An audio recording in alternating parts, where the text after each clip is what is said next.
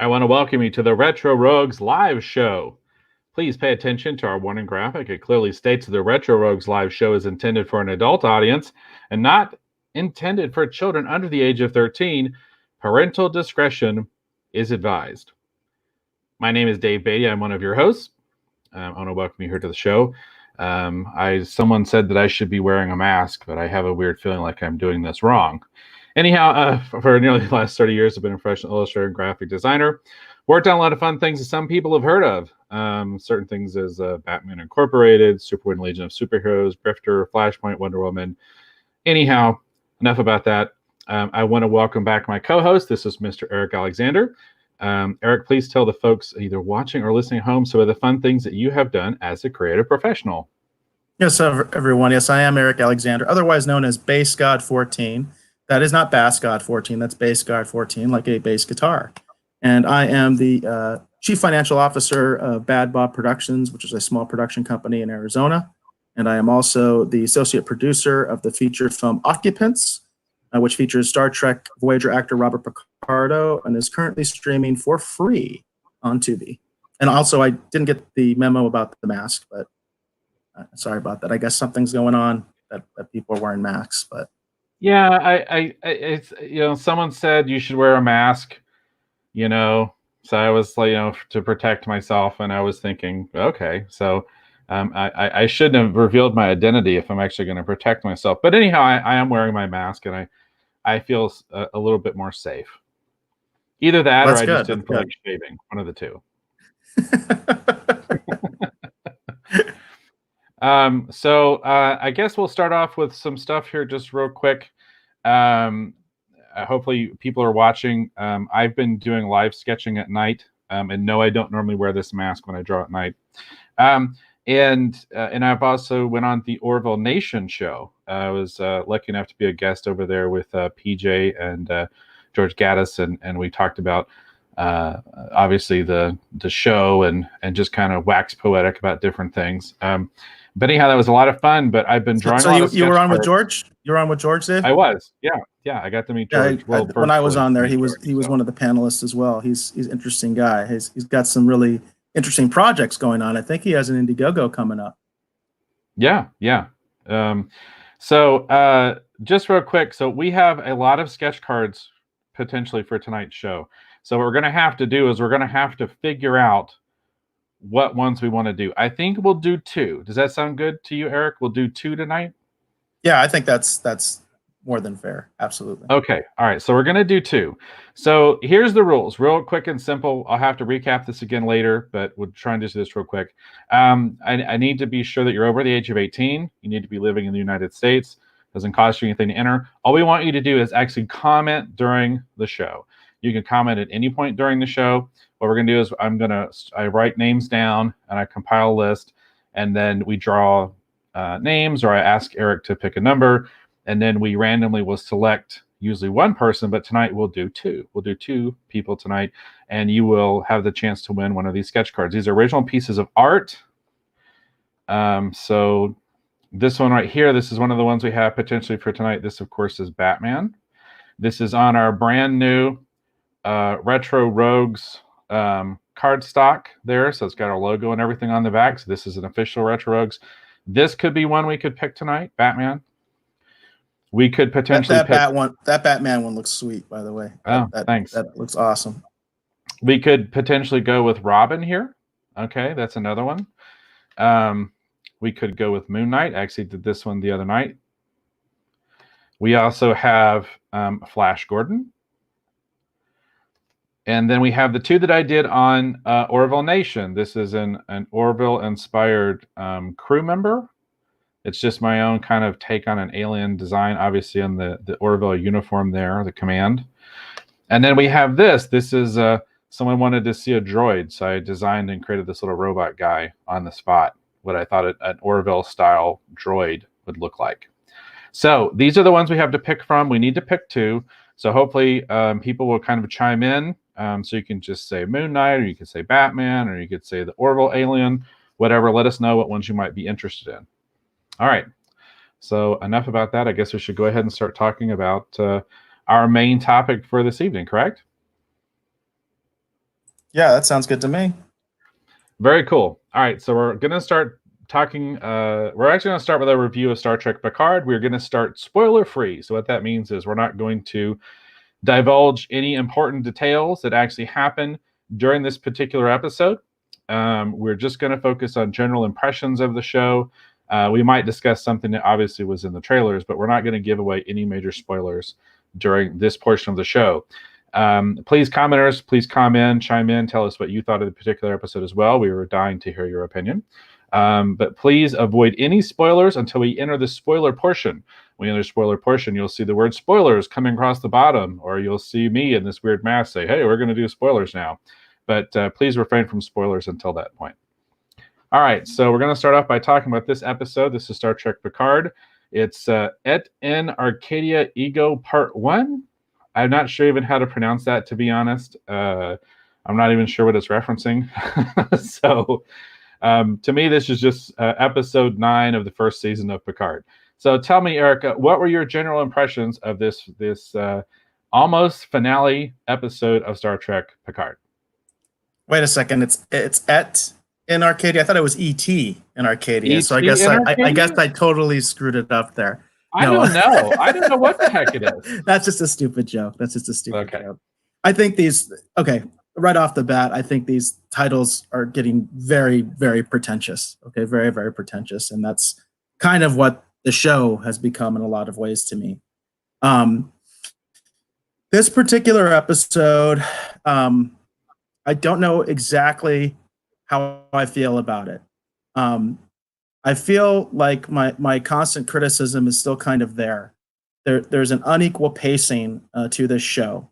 And there are spots in it where I'm just all like, can we just do something? Can we just go somewhere? Can we just do something and stop talking, please? Because it seems so unnecessary. And I don't really like hearing your voices at this point. And can we just move on with the story? And then, of course, this particular episode was not very heavy on any action of any kind. It was heavy on drama. There were some dramatic moments. Absolutely, there were some dramatic moments. But some of the other moments, I think, kind of messed those dramatic moments up because they were just kind of silly to me. Katie says, so many Latin titles, Siobhan. Yes, because he's a Pulitzer Prize winning author, right? And he needs us all to know that. He needs us to know he's a Pulitzer Prize winning author, so he's got to show his chops, right? Even though, again, we have some pretty cringeworthy dialogue in this episode. And that's also another constant criticism I have is, yes, we have a Pulitzer Prize winning author who is the showrunner of this show and one of the writers on this show. And yet we still have incredibly cheesy dialogue and things that just don't make any logical sense. Once again, I did watch The Ready Room, which I have to say, I don't have anything against Will Wheaton personally. I've met him a couple times. He was nice to me, but he is starting to get on my nerves. Okay, and as much as I'm kind of looking forward to the end of Star Trek Picard, I'm kind of looking forward to the end of The Ready Room as well. But he did interview the actress who played Soji, Daj, it was kind of interesting. She said something that I'm going to get into, touch upon in the deep dive. That again, that's one of the reasons I watch The Ready Room is because you get these little kernels of truth and these little interesting tidbits. It's almost like they let things slip, and you're almost all like, "How did nobody catch that?" I don't know. Maybe there's some people, in the Star Trek Picard production offices that kind of realize there's some problems here, so they kind of just let it slide. For those of us that kind of can know, yeah, there are issues here. There are logical issues here. So again, I feel like the show is a little uneven. The pacing was my biggest problem. Again, I had some moments where I was all like, can we just get on with it already?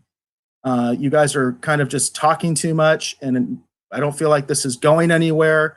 Let's get somewhere. And then the other side of it is we have things that happen, like there's kind of a sort of a bombshell moment early in this episode, and they just gloss right over it, and nobody seems to care, and they don't make a big deal about it. Even though it's a big deal to the fans, and it's a big moment on screen, they act like it's just okay. So this is just a thing now, and we're just moving on. So that's kind of where I'm at with Star Trek Picard. What about you, Dave? So I just want to start by saying, yes, James, you did make it. How do I put into words my initial impressions? I am ready for the finale. How's that? I really wanted to like this show. Yes, James, I mentioned earlier, someone said that I need to be wearing a mask. I think I'm doing this wrong, but they said I needed to protect myself, so I assumed my identity, but then I introduced myself at the beginning, so it's kind of pointless and stupid. But I'm going to continue to wear the mask because I do feel more protected with it on. So that joke is going to get so old. Anyhow, so Dave, you're not doing it. David, you're not doing it any worse than the people that I saw in the supermarket today. So. Oh, okay, all right. Well, there you go. So no, I mean, I want to like this show. I really do. I was kind of looking forward to the reveal in this particular episode. Obviously, we're not in spoilers, so let's not get into that just yet. I was looking forward to the reveal. They kind of did a few things I kind of expected. They did a few things I did not. But overall, my general impression is I'm ready to get to the finale, and I'm ready to just. I hate to say this, I'm ready to be done with this show. I just am. I have to say this. I kind of wonder, like what exactly is going to happen in the next episode that we couldn't have had in this episode. It just seemed to me like we could have just wrapped everything up in this episode, and I don't feel like we're going to get anything bigger or any big, huge reveal in the next one.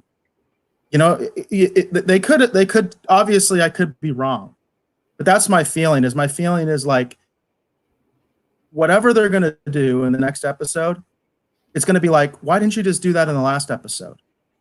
Because it would have made this episode so much better. Because to me, this episode felt like a lot of filler. There were some relevant things that happened to advance the story, but a lot of it felt like filler, and it felt like we're just kind of waiting for the actual good stuff to happen. You know what I mean? Right. No, so, yeah. I mean, and it's just one of those things. I was looking forward to this, and there was like I said, a couple moments I genuinely liked. But then overall, I just feel like, I'm good. I'm good. I will say it again. And I know it's controversial, but I'm going to go ahead and say it again. Season 2 of Star Trek Discovery is a better show than Picard. In my opinion. Just telling you right now. It is a better. I'm just going to put it out there. So. By the way, we do have another comment related to the mask. He said, it says, I saw someone using a jock strap as a mask at my local Stop and Shop. So I think you're doing a little bit better than they are. Yeah, I was going to say that's also clearly not doing it right. So in all honesty, Eric, that's all I've got to say about this episode. It's hard to say much about it because it's just like, in a lot of ways, I'm kind of very ho-hum about the episode. Again, it's kind of actually a good segue, I think, into spoilers. It's like we have a very big moment in this episode, and they treated it like nothing. They didn't treat it with any fanfare. Nobody was like, oh my God. You know what I mean? Even though I'm sure there were fans that were like, oh my God. You know what I mean? What's that? And then everybody else just kind of like, it's just a thing. It's just a thing. So is that a good segue into spoilers right there? So we can talk about the thing that's apparently just a thing and not a big deal? Yeah, let's go ahead and we'll get into spoilers. So we are going to be, I was just going to set it up. We are going to be talking about spoilers now for this particular episode of Star Trek Picard. So those of you in the Rogues Gallery, that means those of you that are commenting, feel free at this point. If you haven't seen this particular episode of Picard and you're wanting to watch the show, for example, right now, CBS All Access has actually made this show available to watch for free. So if you are interested in watching Picard and you do not want this particular episode spoiled, because you might like this show, just because I didn't like it, That's just my own personal opinion. It doesn't count for you. You may actually quite enjoy the show. Please either drift away for a little while and hopefully come back later. But we're going to be talking about spoilers now. So yeah, let's go ahead and let's get into it. Eric, would you put Katie's comment up? Yeah, that's perfect, actually. So Katie says, the show was named wrong. Should have been Star Trek Data, Star Trek Descendant, or Star Trek AI. And that's a perfect segue into spoilers, because you're exactly right, Katie. That's exactly what those are much more appropriate names for this show. The show is not about Picard. I mean, that's very clear. It's not about Picard. And it's funny, Brent Spiner, when he was at Star Trek Vegas last year, he actually made a joke about Patrick Stewart calling him and talking to him about the show and what the show is going to be called. And if people aren't familiar, Brent Spiner does a very good impression of Patrick Stewart. That's very funny with his accent and everything like that. And he talked about, Patrick Stewart telling him the show is going to be called Star Trek Picard. And he thought, and of course Brent Spiner, says, well, I really thought it should have been called like Star Trek Data. You know what I mean? So and he has in a lot of ways that he has a point. And it's funny because nobody knew that at the time. People knew very little about what his involvement in the show was going to be, and everybody assumed he was just going to be Data and flashbacks, or maybe Data was coming back. Maybe they were going to do Data the way they did it in the original Countdown comic book series, the one that was the spinoff of or the prequel to the Kelvin timeline, and all that kind of stuff. But yeah, it's really interesting. I shouldn't even say interesting. It's really weird, actually, I think, what they did and what they've done with Brent Spiner in particular. And of course, he's back. For anybody that doesn't know, we are in spoiler territory. He's back in a new role as another son of Sung. He's another Sung. Of course, he's played multiple Sungs, right? He played one in Enterprise. He played the original Sung in the series, in the Next Generation series. Now he's yet another one, and we're going with the long lost son thing again. Once again, we have a descendant relative that we never knew about, was never talked about, but he exists. And apparently, because apparently every Sung is a scientist and does like exactly the same thing. Yeah, that's totally believable. He's of course, right, into making androids and cybernetics or whatever it is that he's supposed to be into, because I don't think even the producers know at this point what they're talking about. They've gone into fantasy land. You know what I mean? It's just complete fantasy land. There's no basis in any kind of science or pseudoscience or anything anymore. It's just magic at this point. The thing that really irritated me was he's back. He's a new character, and they just act like whatever. There's almost no reaction to it. It's just like, this is a guy that looks exactly like Data, except as Data if he had aged. They even say that. That's even part of the dialogue, as if that's not obvious enough. They have to say that. Right. And everybody just kind of like, oh, okay, that's cool. Let's move on now, right? It was such a non-event, and you know what I mean. Yeah. And within the show, it was such a non-event. And when he started to push his way through the crowd, and when I saw it was Brent Spiner, for half a second, I was so hoping he was going to say Captain, and it was going to be Data, in a biological. Maybe he didn't have like all of his memories quite intact. You know what I mean? Because of this process, but that they had taken Data's memories and put them in to an organic android body, and Data was kind of back. Because it could explain how he could age, it could explain how he could have emotions. You know what I mean? I'm kind of glad they didn't, because of what happens later in this episode. Because as things progress, I was like going, okay, well, is this really lore? Is this really a son of Sung, or is this lore? And I was kind of half hoping out, Eric, that your original theory that it was lore was going to come through. Okay, Katie is saying that. She says, still saying he is lore or Data in disguise rebuilt by Maddox. I do not think so. I have seen that theory all over the internet. In fact, Dave, you even mentioned it to me because that was my big hope. My big thing was I thought it would be cool if we flipped the script on all this, and it turns out that Soji and Dodge are not Data's daughters; they are Lore's daughters, which would make a hell of a lot more sense. This one neuron, that's literally what the basis of this is, that they had one neuron from Data when he was blown to smithereens in Nemesis, and they have used this to create all the other sense. In fact, they say this in the Ready Room, in the Ready Room after show. The producers actually say this. They explain that yes, indeed, all of the sense on this planet, they are from the one neuron of Data. They are all essentially Data's descendants. Which makes absolutely no sense. And Akiva even said it doesn't make any sense. We made it all up, but that's what it is. But the other reason I say that unfortunately my little thing is not going to happen is because one of the kind of central, well, I shouldn't say central, one of the plot points in this last episode was that this Sung it seems like he is dying, or he's feeling the effects of his age. It's implied. And now he is going to use Agnes, who was, of course, Maddox's lover and right-hand person, to transfer his consciousness into an android body. In fact, the android body is already being produced.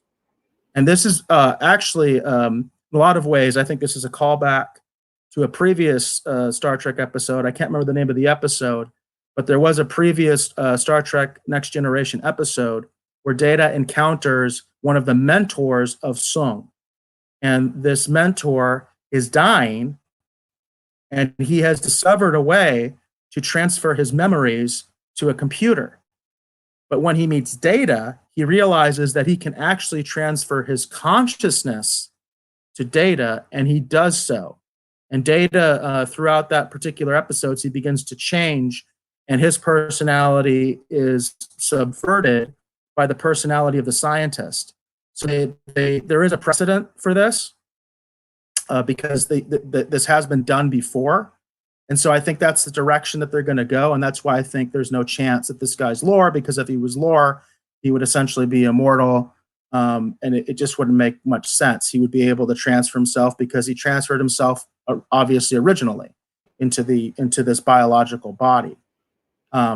So I don't think that's going to be the case, just because now granted, they do a lot of stuff in here that doesn't make any sense. And I've pointed out examples where they violated their own continuity. They violate their own continuity in the show. Like, for instance, I pointed out that Dodge, when she's activated, knows to go to Picard and trusts him implicitly. That was established in the first episode. But when Soji is activated, Picard needs to earn her trust. And she assaults him, pushes him, and all that kind of stuff because he's such a jerk. Doesn't make any sense. They actually violated their own continuity within the series because that's what lazy writers do. I'll say it all the time. Continuity is the enemy of lazy writers. Doesn't matter what the project is, doesn't matter what it is. Writers hate continuity because it makes them work. And it's so hard to work and actually make the story make sense, It's just so hard. So hard to remember what I did in the last episode. I can't remember, because it was so stupid. And we're moving on, right? So, that's how I feel it is, I will say it was interesting. This was the first episode that we didn't have a flashback for the teaser. I thought that was kind of interesting. That's just something that I noted. What we got instead was pretty much worthless. What did you think of the flowers, Dave? Let's talk about the flowers. Is that like a high point in Trek for you? The killer flowers? I didn't think the flowers were a high point. I honestly, the flowers didn't bother me too much, only because, during that period in which Trek was originated, we're talking about the 60s, right? You got the peace movement and whatever going on. And sometimes there would be those science fiction book covers that were really trippy. and they would have something really super organic, like that kind of an amorphous shape, existing in space, right? It'd be an alien or an alien ship. It's a concept they actually played with in a really fun episode of the Star Trek animated series that Filmation did. So the flowers, in all honesty, they didn't really bother me. I thought it was a little unusual, but the choice didn't bother me too much. I thought they were incredibly stupid. I thought they were incredibly stupid. Right. And I get that. I don't understand how that makes any sense. Flowers in space. Literally, we're talking about giant flowers in space. But here's the part. And they call them flowers because they are so lazy. They couldn't even come up with some silly, stupid name to explain the fact that no, they're not really flowers. They're like space flowers or whatever. No, they just say they're flowers. In fact, they even ask Soji for some explanation because the way Raffi describes them is like orchids. She says, "Yeah, we pretty much just call them orchids." But you couldn't even come up with a technobabble name for them. Let me explain the part about the flowers I don't like. Okay, the idea of the flowers doesn't bother me. I thought it was kind of interesting visually. The part that bothered me was when we get down to the planet, right, and then we get to where these synth race is living. The rest of their technology doesn't fit with the flowers. Do you see what I'm saying? Like as a design theme, if the flowers somehow are, I didn't see any any real evidence of technology at all, except for Sung's lab. That was the other thing. Is they're a bunch of hippies? So that's the flower power, right? They have flower power because they're a bunch of hippies. Which, while that really makes sense for a bunch of androids to be a bunch of hippies, it's not like they would have a technological culture, right? I mean, it's so disappointing to me because I used to kind of like fantasize about the idea of there being like, a world of data like androids. And if there was tons of them, and what would a society be like if it were all AI, an all AI society? And they don't even try to do that. Instead, they just make them a bunch of hippies. They remind me of those guys that they used to be in airports. You know what I mean? And like in airplane, you see them and stuff like that. They used to be in airports and come up and try to give you cards and make you join their cult. I mean, they look exactly like them. And it's like, this is what an AI would do. This is what an AI would do. It just didn't make any sense to me. I did want to acknowledge some people. Go ahead. I just want to acknowledge some people in the chat. Bobby's in the chat, and he said, just got home, had to look twice. Love the mask, Dave. I think he thought maybe he was on the wrong show. I could see that. It's probably a little jarring. And Ayuko, who is my friend from hashtag All Star Trek, she said, I still haven't fully caught up with Picard. I'm just not motivated to watch. And I can totally understand that because I didn't watch this episode until the last minute last night, and I have to review it for the show. And I didn't want to watch it. I just did not want to watch it. And yes, you said I must have missed something big. Flowers, laugh out loud. And yes, you did miss something big. The data planet, if you will, the planet of the synths, their defense system is a bunch of flowers. They're giant flowers that they shoot off into space, and they devour starships. And it doesn't make any sense. It makes no sense whatsoever. The only point I'm trying to make, Eric, is that if you take this idea that they have the technology to create these weird organic flower things that they can use to defend their planet, wouldn't their technology, again, following the idea that they are bio or organic synthetic beings, okay? But they're not. But Soji is. But Soji is, but the rest of them aren't. I know, but just follow. Wouldn't it make sense that when you get to their area in which they're living, shouldn't it design-wise reflect that concept? See, that's what I'm talking about. Like the flowers are completely out of context with the civilization we find on the planet. I get the whole hippie analogy. Yeah, that's what Whatever. I think. It's That a doesn't hippie work. thing. I think that's exactly what it Yeah, is. It's flower but power. It's literally flower power because they're a but bunch of hippies. right, but it does. That's what I'm saying. In my opinion, it doesn't work. If you take the technological society that could create something like that to use it as a defense mechanism, when you get to their city, their enclave, their colony, whatever you want to call it, right? That design work of that, the buildings, the clothing, you should see other examples of that technology.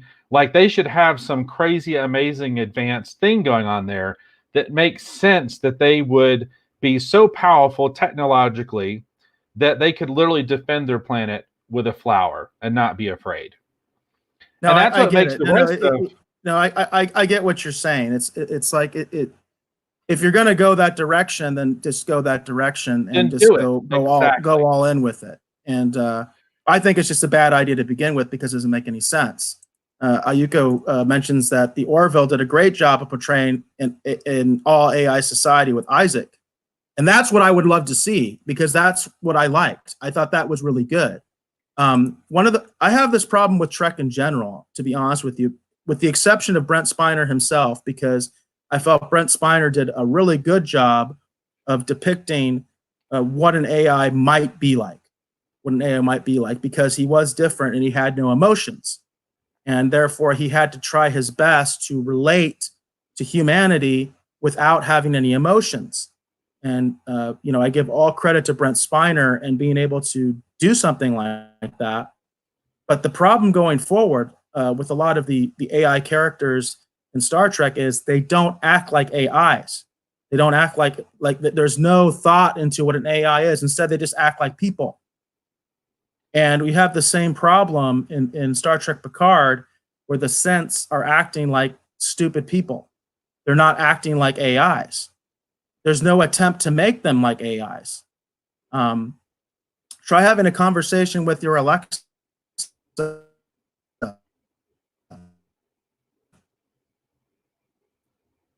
You know what I mean? It doesn't have any kind of concerns. Alexa's voice is fairly warm, actually, to me, in terms of it's not super, like digitized, robotic or whatever. But that's an example of a real AI. And that it's not like that. It's not like these characters. Now, Soji at least has a biological body, so it makes a lot more sense for her to maybe be the way she is. Maybe you could theorize that her positronic brain is able to process the hormones, the chemicals, all that stuff. The other synths don't have that. They're fully synthetic. And yet they act like humans. And it doesn't make any sense to me. And that's not just Star Trek Picard. That's a gripe I have for a lot of Star Trek in the way that they depict AI, because it's not AI. They're just like people. Yeah, and that's kind of my other big complaint is that the promise of the idea of defending a planet with a flower versus the society that we find on the colony or whatever, it doesn't make sense.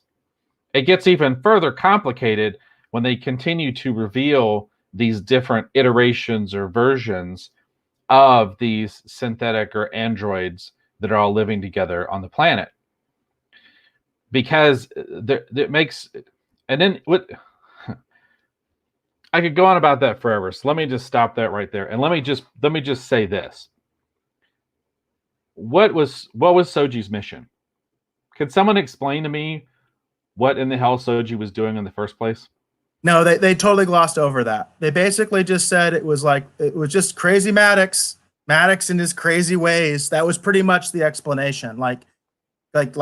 Sung, Sung says at one point, says something along those lines, that crazy Maddox, I told him his crazy ways might not work out. That's their explanation. It doesn't make any sense. It doesn't. That's what I'm saying. It doesn't make any sense. Soji didn't come back with any specialized knowledge. It's not like Soji learned from something from the Borg that they can use to improve their society. right? It's not like they're trying to find a way to contact the Borg because they think they and the Borg they're simpatico, and they want to ally against the organics, right? Like like I really, as I was watching the episode, and Brent Spiner's character was talking about, and then the other version of Soji, I can't remember her name, the gold colored one, and they're talking, and they're talking about her mission, and I'm like, what in the hell was her mission? Was her mission to reveal her planet to the Romulans so they would show up and kill them all? Yeah, apparently that was her mission. No, it doesn't make any sense. I mean, it's just crazy. So Josh says, was this supposed to be a play off the apple from the original series? I am terrible with the names of episodes in Star Trek. Dave, do you know what the apple is from the original series? I believe we're talking about the hippie episode. Right, because they're trying to go to Eden. Oh, exactly. Yeah. They do kind of remind me, because obviously that episode was supposed to be about hippies. I remember the episode now. And this is supposed to be sort of a paradise, if you will, for the Sense. Obviously, they live in harmony and peace. But I think it's only a very superficial similarity. I don't think there's no substance to it, as far as like, there's no real connection, you know what I mean, between like those people and the Sense, you know what I mean? Like there's nothing there. Katie mentions that the flowers look like the ships from species 8472 and Voyager. And I do think they had kind of a resemblance to them. But again, I think that's just stylistic. I don't think that means that there's any connection between their technology and species 8472. But I do see the resemblance. I do see what you're saying as far as the ships looking kind of similar. And I can't remember if species 8472 had more of like a biotechnology, you know, or if that was I think that was kind of their thing, because I remember that was one of the problems with the Borg, was they couldn't interface with their technology properly. That was one of the reasons they were getting beat by them. So that'd be interesting if that's something that pans out. Of course, one of the other big reveals of this episode is that we find out that the little twist or whatever is that the message that the Zot Vosh, the Super Tal Shiar, found wasn't really meant for them. And the reason that they've been going crazy, and the reason that the Borg cube broke, is because biologicals can't process the information properly, because it's meant for sense. The message is actually meant for sense. And of course, I'm going to call her the Data Soji, because she looks like Data. She has the skin tone like Data. And I think it was Citra or something like that was her name. I forget. I don't really feel like I need to know her name. But anyway, she can mind meld because she has studied Vulcan texts. She's able to mind meld, because apparently that's how mind melding works now. If you study the text, then anybody can do it, including an android. That's bad. That's magic. That's really bad, in my opinion. And anyway, she's able to mind meld with Agnes, good old Agnes, my favorite. Good old Agnes. She's able to get the information from her, and she's able to process it. By the way, I think Agnes is the definition, basically, of a psychopath, sociopath. This character is really effed up, like completely Looney Tunes. You know, we get to the point where we find out that this message is meant for the Sense, and this message has not been sent by the organic culture that was destroyed. The message has been sent by the Sense who destroyed them. So it is the Orville. These are the Kalons. I'm pretty sure they're the Kalons. They're going to call them like the Xylons or something like that. Because Shaban, you know, I mean, it's going to be like the Xylons. You know what I mean? So these are the Kalons.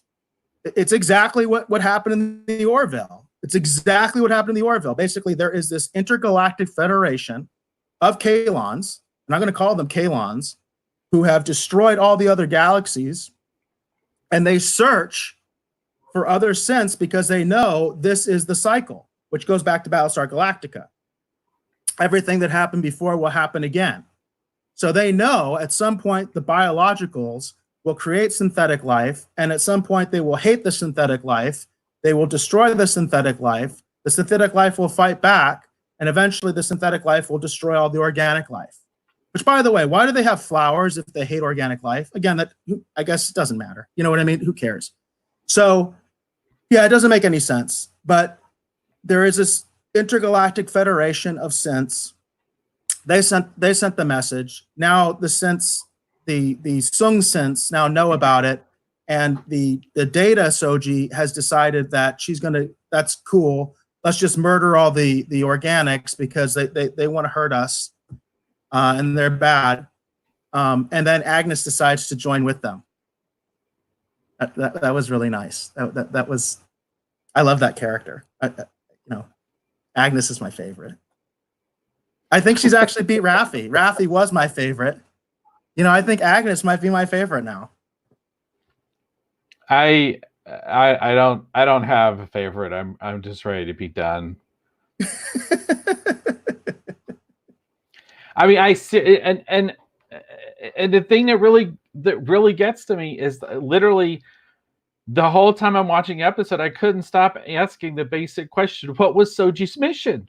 What in the hell was Soji sent out there to do? What was Dash sent out there to do? There's a good comment here from Ayuko. She says, I was suspecting that Soji was the bridge between biologics and sense, and she is a combo of both. And that's what makes sense. And that may still be the case. She has sided with the sense at this point, officially. She's turned on Picard. Picard did his little speech, and of course he just came out like as a pathetic old man, as he always does in this show, because nobody cares, just bounces off him. And she basically says, okay, I'm going to go with my sister, and I'm going to, we're going to destroy you all. But she doesn't seem happy about it. So I think it would be fairly easy to predict that she will intervene in some way to save Picard. I don't think Picard's going to die in the next episode.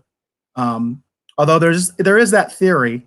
There's been that theory for the longest time that Picard will die in the last episode of this season. But I don't think he will, because for no other reason, because he invited Whoopi Goldberg to come on the second season. That's the only reason I really think that Picard will die. He might as well. He's so ineffective. It's really sad. I mean, he gives this big speech, talking about how he's going to help them, and this is going to be different than what happened with the Romulans. Like, and they even make fun of him. Like, they even say, the Sung says to him, yeah, this is not, you're not going to redeem yourself. You know what I mean? That's not going to happen. You're just a tired old man. Just go away. You know what I mean? And that's literally what they do. They just take him away. So, yeah. We forgot to mention that the Borg cube was destroyed, except it wasn't destroyed. It crashed as well. And somehow, even though they said there was no way, Raf even said there's no way a ship like that anybody would survive, but they're all fine. Seven and then Elnor, right? Elnor. I always want to say Elron, and I should just say Elron. Anyway, Elnor. They're fine. A bunch of the XBs were there chilling. They're fine. Even though this big cube thing fell out of the sky and crashed on the planet, it's still intact. And yeah, it's just, physics, whatever, man. Come on, whatever. Whatever. Now all I've got is Hugo Weaving in my head saying, all I've got now is Hugo Weaving in my head saying, "You shall be the fellowship of the Picard." Yeah, Josh says I'm blaming everything on Q regarding any continuity issues.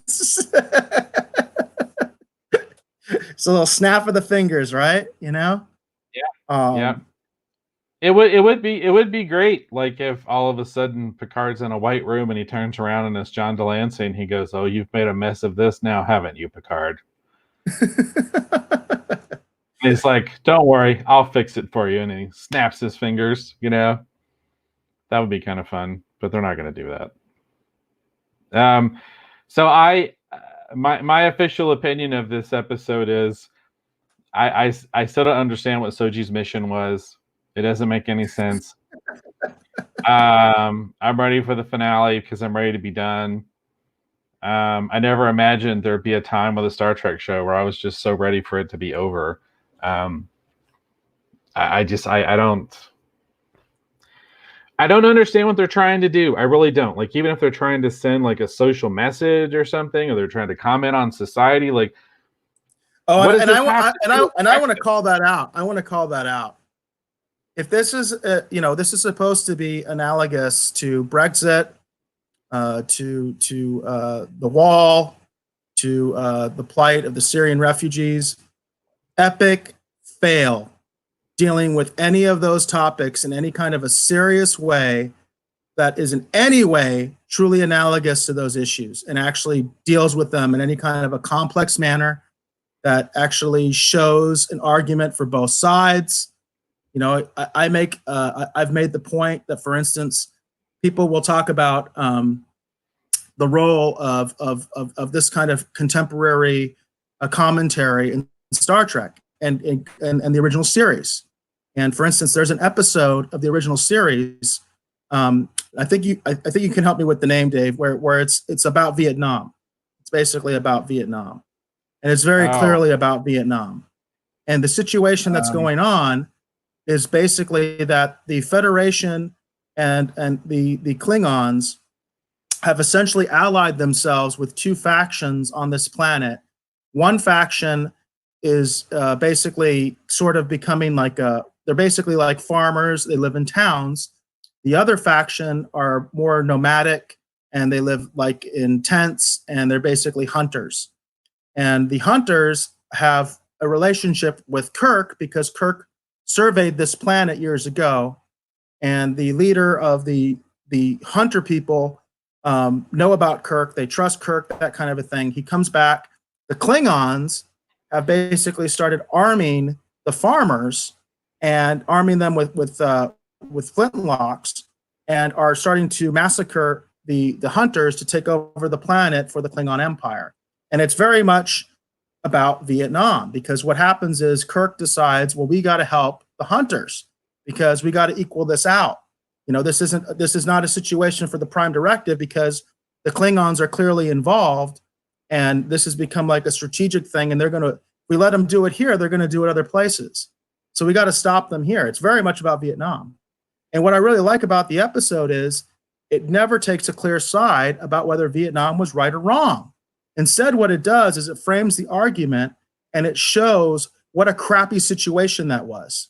And it shows the argument of, yes, we need to do something and we need to arm the hunters versus, just leave them alone and they're going to be massacred by the town people, by the farmers. And the conclusion of the episode really leaves you with, there's no good choices here. There's really no good choices here. You're kind of screwed. You're damned if you do and you're damned if you don't. So rather than being anti-Vietnam or pro-Vietnam, whichever way you were at the time, you could watch the episode and you could come away with something. You could come away with a line from Kirk or a line from Spock. Like, for instance, I remember Spock kind of saying, hey, we basically have destroyed paradise. This was paradise and we've destroyed it. You know what I mean? And at the same time, there's also this element of, what else can we do? Should we just leave them to their devices, even though the Klingons are clearly interfering? There were no good choices. That was my point. And that's what I liked. I liked about that episode is you could come away with whatever perspective you had, and you come away with something.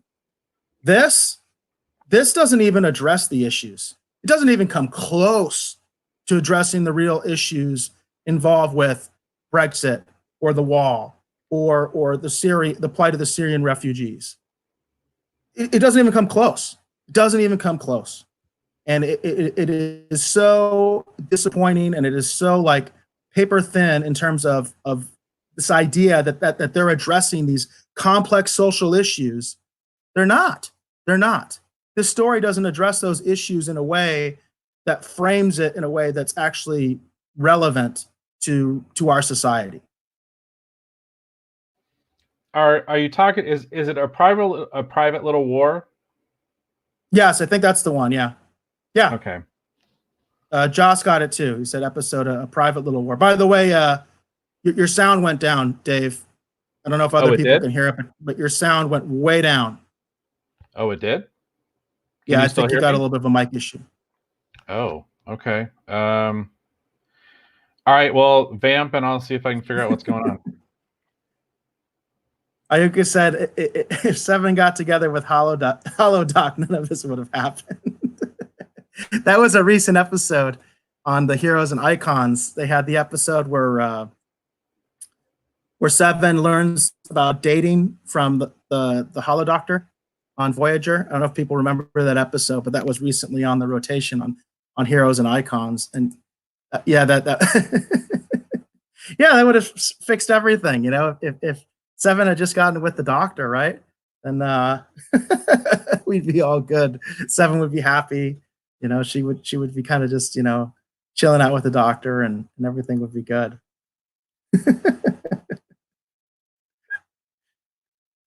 Oh, this is interesting too. Katie says, if Janeway would not have changed the timeline in Endgame, so Chakotay and Seven had a good future, none of this would have happened. That's an interesting perspective there. It also kind of, you know, Picard kind of messes up that whole idea, doesn't it? The whole idea that Janeway went back in time more than anything because she wanted to save Seven, because Seven died in the previous timeline, and Chakotay was heartbroken, and basically, we're kind of told, died of a broken heart, essentially. And Janeway couldn't live with that, and that's why she decides to change the timeline. And apparently, that was all meaningless. That doesn't mean anything, because guess what? Seven is miserable, and yeah, and no Chakotay. No Chakotay. Is that any better? Can you hear me better now? Yes, much better. Much better. Okay. All right. Okay. Yeah, I don't know what caused that, unfortunately. Yeah, I don't know. Although we do have a comment that they said that they were hearing you fine. So I guess it was just me. I don't know. That was weird. So yeah, there's nothing weird going on tonight.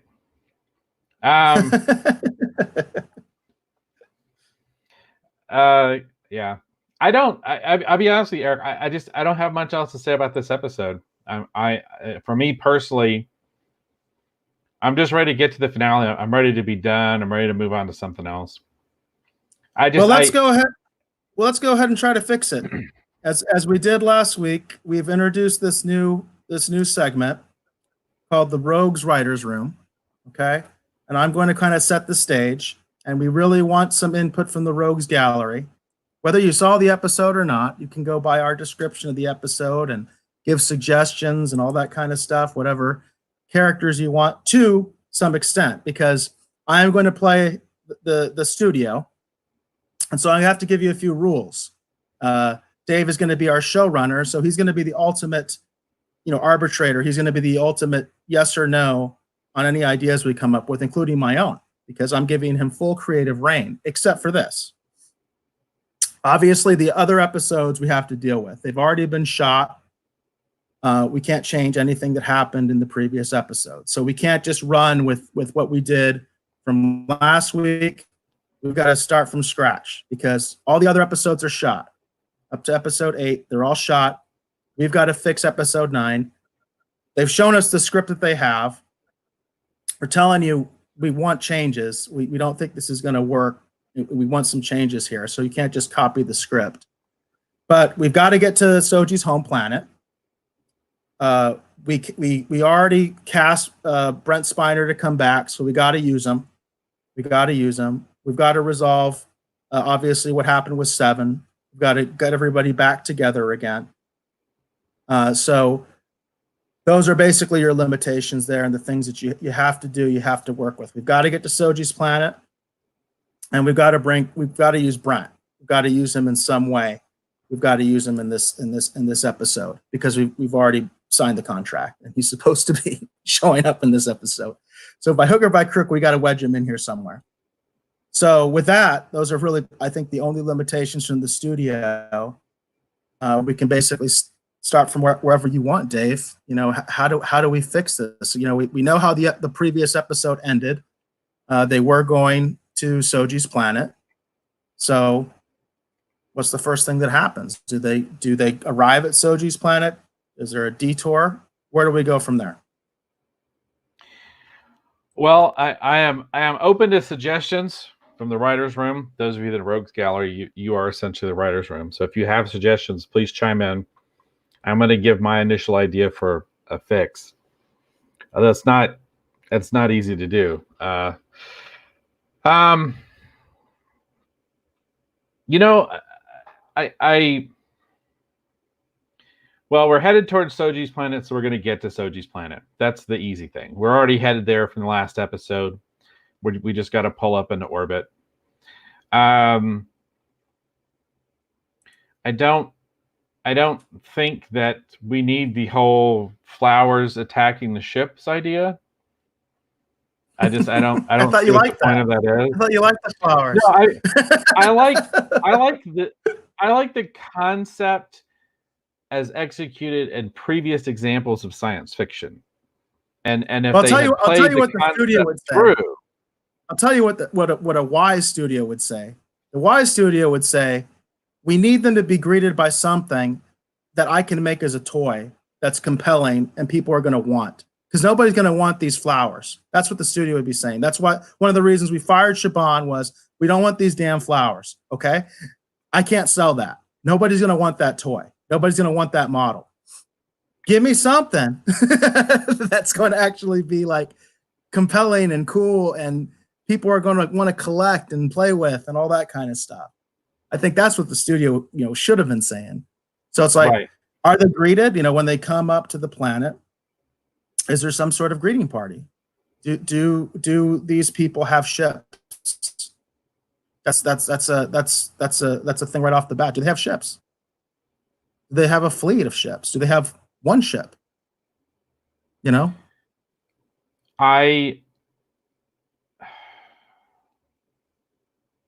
That's the hard part. I dislike this episode so much it's hard to say. In all honesty, I think they should just pull up into orbit. They get a hailing signal, they answer the hailing signal, and they're welcomed down to the planet. And then down on the planet, we have of course, the synthetic race that's there. I would change things up a little bit in the context that the other synths do not have quite the same abilities that Soji has, so that we learn that Soji and Daj are in some ways unique, and that they basically needed a mission. That just like they said in the episode, Soji had to have been sent out for a reason. Maddox needed her to go out for a reason. So in my mind, the reason is she was sent there to download some information from the Borg database, and they're hoping that they can use some of this data that they have, and this information, in order to find a way to enhance the positronic brains of the other synthetic beings on the planet, so that they can attain the same level of more human interaction that Daj and Soji are capable of. So basically, they come back with this information that Soji was gathering in the hopes that this information they can use to kind of upgrade the rest of the members of the society, so that they can actually hopefully blend in more with humanity and not stand out because they're afraid about being executed because of the synthetic because of what happened before. That does make some sense. So the idea is essentially that the whole mission of Daj and Soji was to learn how to interact with humans better, because the first contact was a disaster, and maybe they actually blame themselves because it went so bad and everything like that. And that they want to figure things out better. I don't think that's bad. I think that's a much better explanation than they had in the show, because there really wasn't one. Right.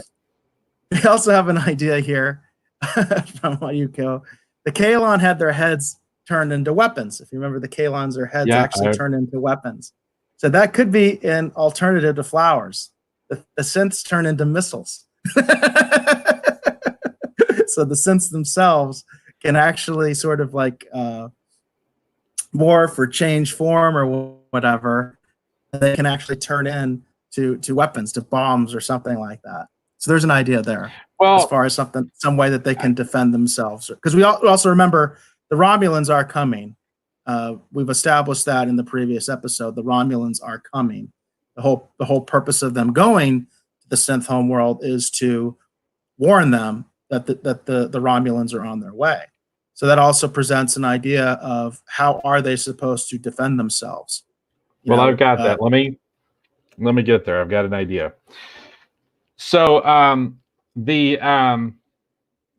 within this group, right? What I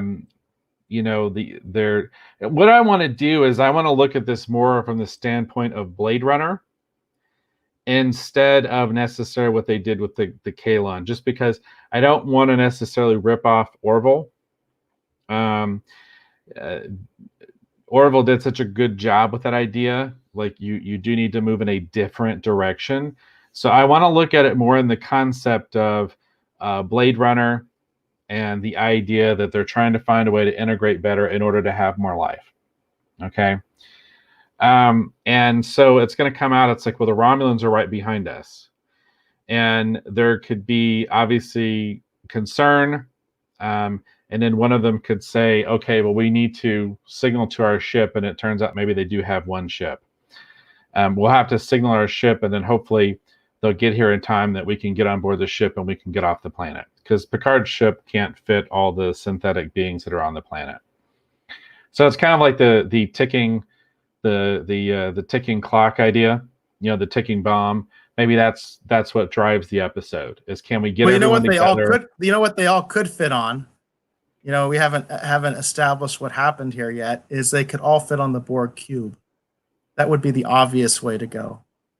They can all fit on the Borg cube quite easily, especially with most of the Borg being dead anyway. Well, I don't know. I sometimes I think the most obvious thing is the easiest solution. We have this big ass Borg cube. We're in control of it in terms of our heroes are in control of it. Seven is in control of it. And I even remember during the episode there was that moment where we see the Borg cube, and of course there's like a second of apprehension with the with the Motley crew, with Picard's crew, because they don't know exactly what's going on, because they're like, oh, that's supposed to be broken, isn't it? And I thought they were really going to do something with it. And instead what happens is they crash it. The flowers attack it, and they crash the ship. So to me, the obvious solution is, let's just keep the damn cube, and let's use that as our negotiating tool to rescue the synths. Instead of Picard trying to say that he's going to fit everybody on Rios' ship, which I was like, does that even make any sense? Because he even says that. He says, I have a ship. I can take you all on Rios. It's like, how big is Rios' ship exactly? I mean, we've only seen like a couple rooms. As far as I can tell, that ship is pretty damn small, So got this big giant Borg cube. Why don't we use that? Well, I had actually an idea for the Borg cube. We just haven't quite got there yet. So they signal for their ship, okay, and it is off doing some reconnaissance stuff, and they signal for it. Soji's returned. We have the information. We need to get off the planet before the Romulans show up. So their ship shows up, and then the big reveal is going to be that Brent Spiner is on the ship. The question we have to ask ourselves, though, and Peggy, I did see your post there. The question we have to ask ourselves is, who is Brent Spiner actually playing? Because I feel like at this point to have him play Data just doesn't work. I mean, I would like for him to, but it doesn't make sense why he wouldn't have reached out to Picard. we need some additional drama. So I'm going to go back to Eric's idea. It looks like it's data on the ship. It turns out it's really lore. Laura is immediately like, why did you bring him here? You're only supposed to bring the information.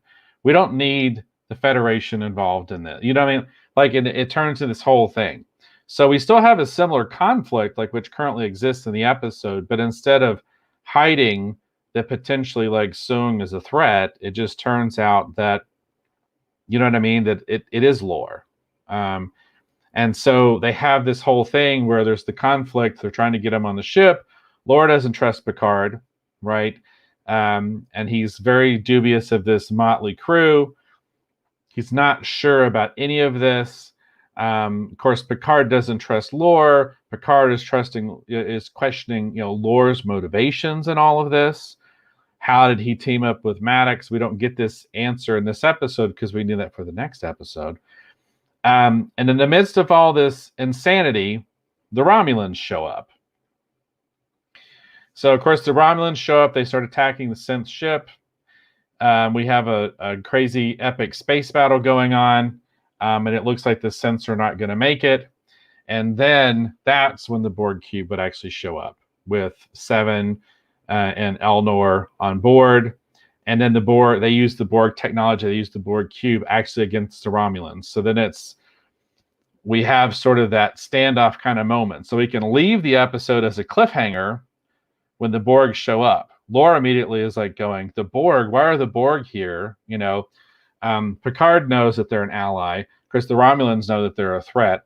So that would be that's my whole thing for this particular episode. That's all I got, unless the writer's room has got something else to contribute. I think that's what I got. Well, I want to be clear with my lore idea. It goes a little bit deeper than that. I would have Lore as the mastermind behind all of this. And I think it would be cool if we had Lore that as we're sort of getting all these elements together, and Seven is quote unquote in charge of the Borg cube, that Lore just kind of flips a switch type of thing and just takes the ship over. Like he's been manipulating all this from day one. He is the absolute mastermind of this entire plan. Because it can go exactly in the same direction they're going on the show. That Lore knows what the message is, and he's just trying to get to the point where he can actually convince the synths to go ahead and destroy all the organics, because that's kind of what Lore's plan was from the beginning when he actually integrated with the Borg, was that he was going to go ahead and try to make fully synthetic life. In fact, that's what the Borg, that was the selling point. That was his pitch to them, was that I can make you fully synthetic like me. And then if they want to be fully synthetic, then it actually fits into this idea of this galactic federation or multi-galactic federation of synths. Well, they can fit in. They don't have to be destroyed or annihilated. You could even make it that the Borg themselves, all this time, they let the cube be taken and stuff like that because they kind of knew it was going to happen. And it was all just an elaborate plan to get contact with these other synths so that the Borg themselves can become fully synthetic. You know what I mean? Right. So that's the thing. I just want to be clear with what my thinking of Lore is, that he was the actual mastermind the entire time. He's been he set into motion all of these things, kind of knowing how people would react and what they would do. You know what I mean? To get this at the end that he wants. So we do have some comments in the chat here. Joss wants to see a TARDIS. He would like to see a TARDIS involved. All right. And also a descendant of Harry Mudd. Sure, why not? Peggy says, I could see it not being Data, but do we really know how many siblings he could have? I mean, Dr. Noonan's Sung. Siblings is interesting. I could deal with Dr. Sung's brother or sister, for that matter, much easier than I can deal with his unknown son that nobody ever talked about. That I thought was cheesy. I could actually deal with a sibling a lot easier. I could buy Brent Spiner coming back as Sung's brother, or even twin brother. You know what I mean? Because Right. it's not the same. Like they could be estranged, all that kind of stuff. It's like it's not the same as when you have a son. And obviously, the implication was with the original song was he Lore and Data were his sons because you kind of feel like because he couldn't have one. You know what I mean? Like because he never did. So instead, he went ahead and made these androids that he regards as his sons. They call him father. You know what I mean? So I could see a sibling actually a lot easier and a lot better than I can see what they actually did in the series. And then Peggy also says we could just give him a brand new character, give Spiner just a brand new character that's not related at all.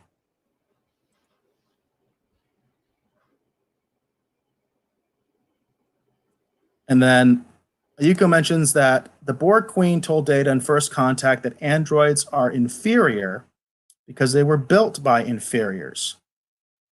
Picard could have had sense versus Borg and put that theory to the test. Role of the Borg is confusing. It is confusing. There's no doubt it is confusing.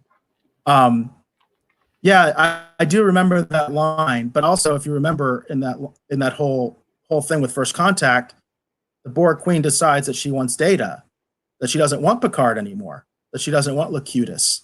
She actually decides she wants Data. The Data is essentially going to be the Borg King. So that kind of further amplifies Lore's original vision, which was a merger of the Borg with the Synths. And I guess that's ultimately what I would like to have seen, or I would like to see, and that's what I would pitch is like we need to kind of get the Synths and the Borg together. We've had this cube. This cube is supposed to be relevant.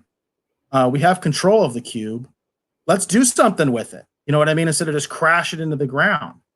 And let's show that there is something to all this as far as the Synths. Because again, it comes down to what you talked about earlier, Dave. What was Soji doing? Yeah. Why the hell was she there?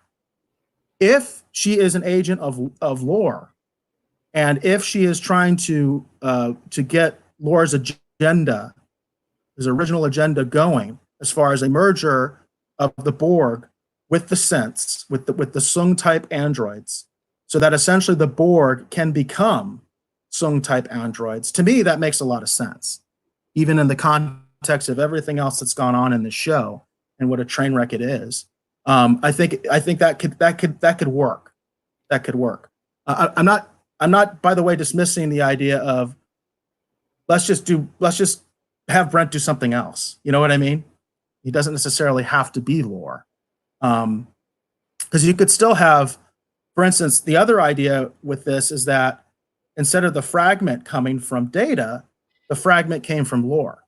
Then you don't have to have him be Lore. It's just that all these synths actually are from Lore. They're not from Data. So then Brent Spiner doesn't necessarily have to play either one of them. He could be a new character. He could be a sibling. You know what I mean? He could be something else, you know? I don't know. I think those are interesting ideas. So you're the showrunner, Yeah, Dave. no, they You are. have to make the decision.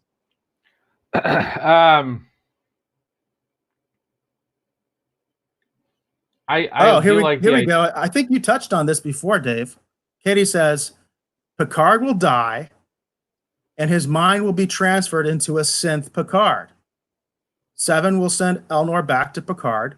Seven will be attacked by Zot, and she'll possibly be rescued by the Doctor, TNG guest.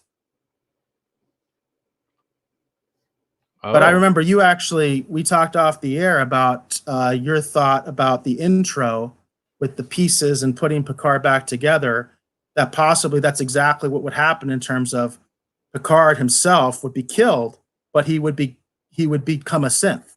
He would still live on as a synth.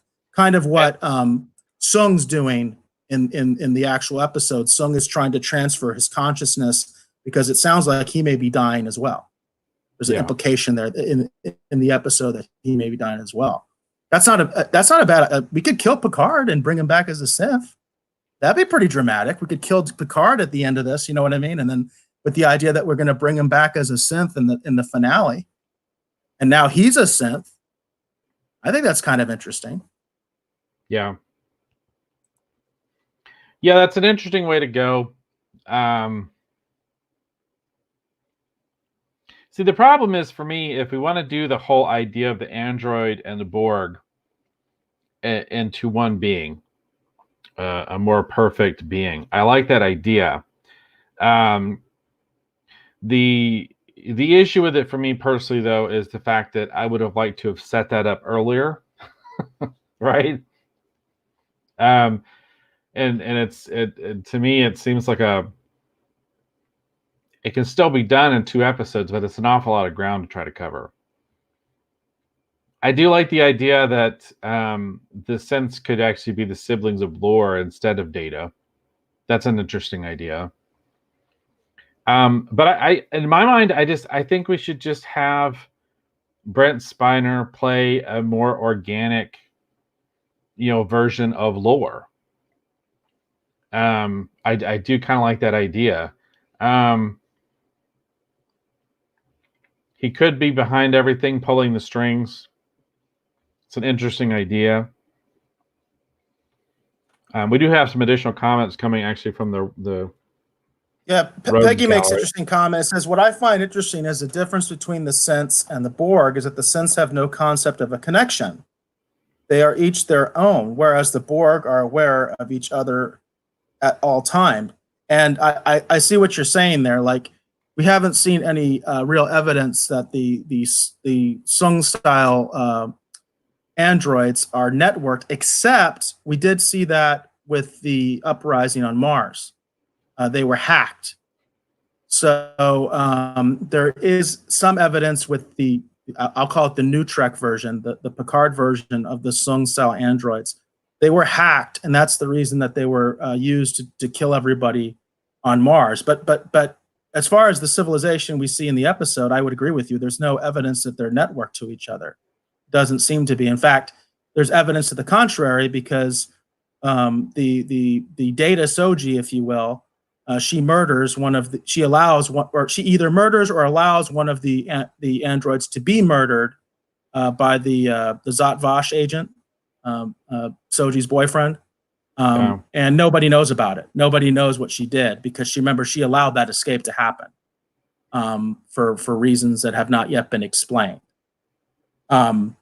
And so Peggy goes on, by merging them, meaning merging the Borg and the Synth, do they become individualistic, or they become a huge hive that can be taken out by killing the Queen?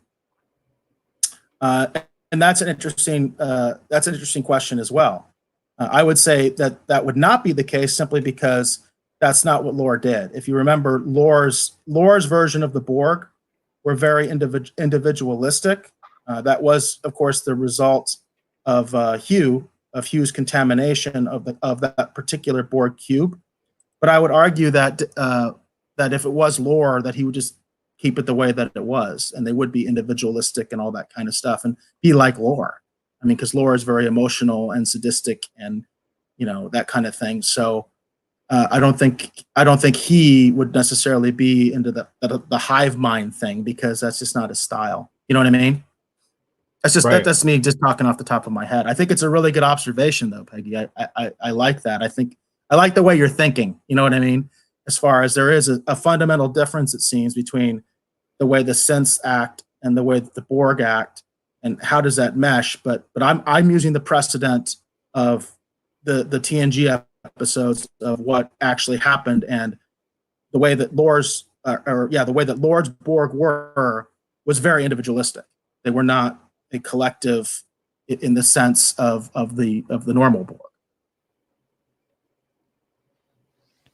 Yeah, it's an interesting idea. Like I said, for me, I really like the idea of taking the Borg and the Sense, and somehow in this show, the idea of bringing them together. Again, my only fear is I would have much rather set it up in a previous episode, so by the time that we get here, we kind of know where we are and what we're trying to accomplish. So I don't know. I just don't know. We had a comment here that Ayuka said, I love all the ladies taking over this chat. And yes, we're all for that, by the way. No, yeah, but for sure. Dave's wife came in and said, "Hey, ladies, this is my husband in the luchador mask. Hands off. He's all mine."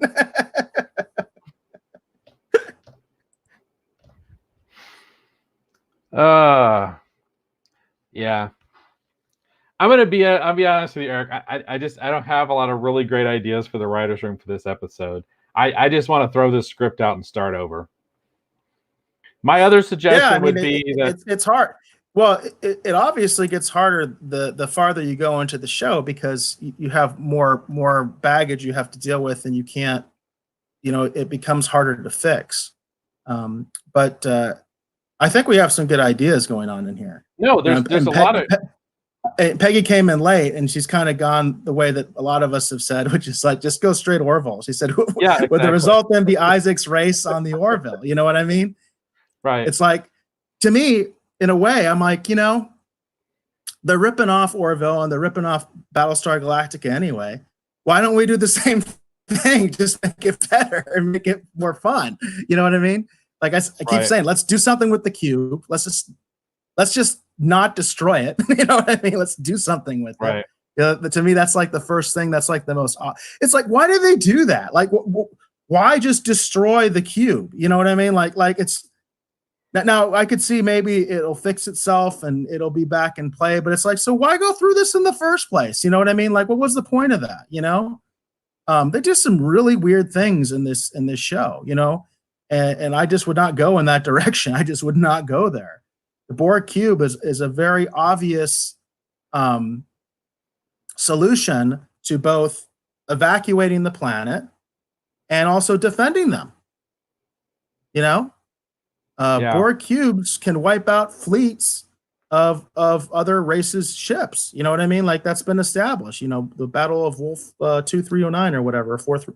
I can't remember what the numbers were, but the battle from the best of both worlds. You know what I mean? That Borg ship is deadly.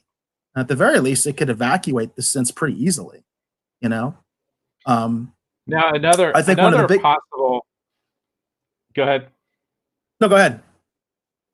Oh, what I'm about to say is silly. I was just going to say that I saw one of the suggestions in the chat, and I was just going to say, well, another way to look at this too would be, it's a darkened room, right? Like the space battle is going on. It's a darkened room, and all of a sudden, this elderly gentleman wakes up and goes like that, and his wife turns over and looks at him, and it's Bob Newhart, and he's like, "You're not going to believe it. I just had this horrible dream."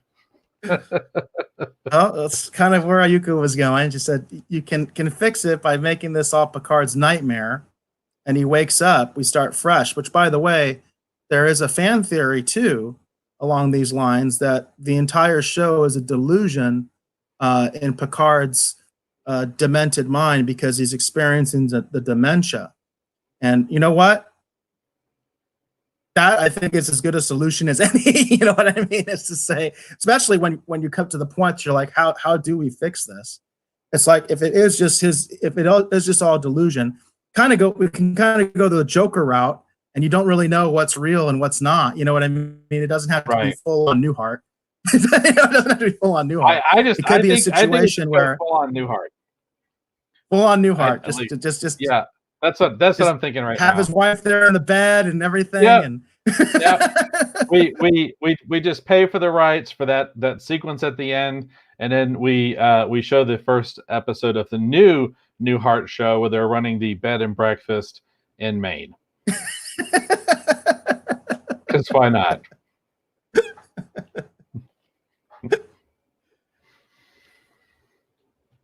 Oh, here's another one along those lines. I kind of like Peggy's better.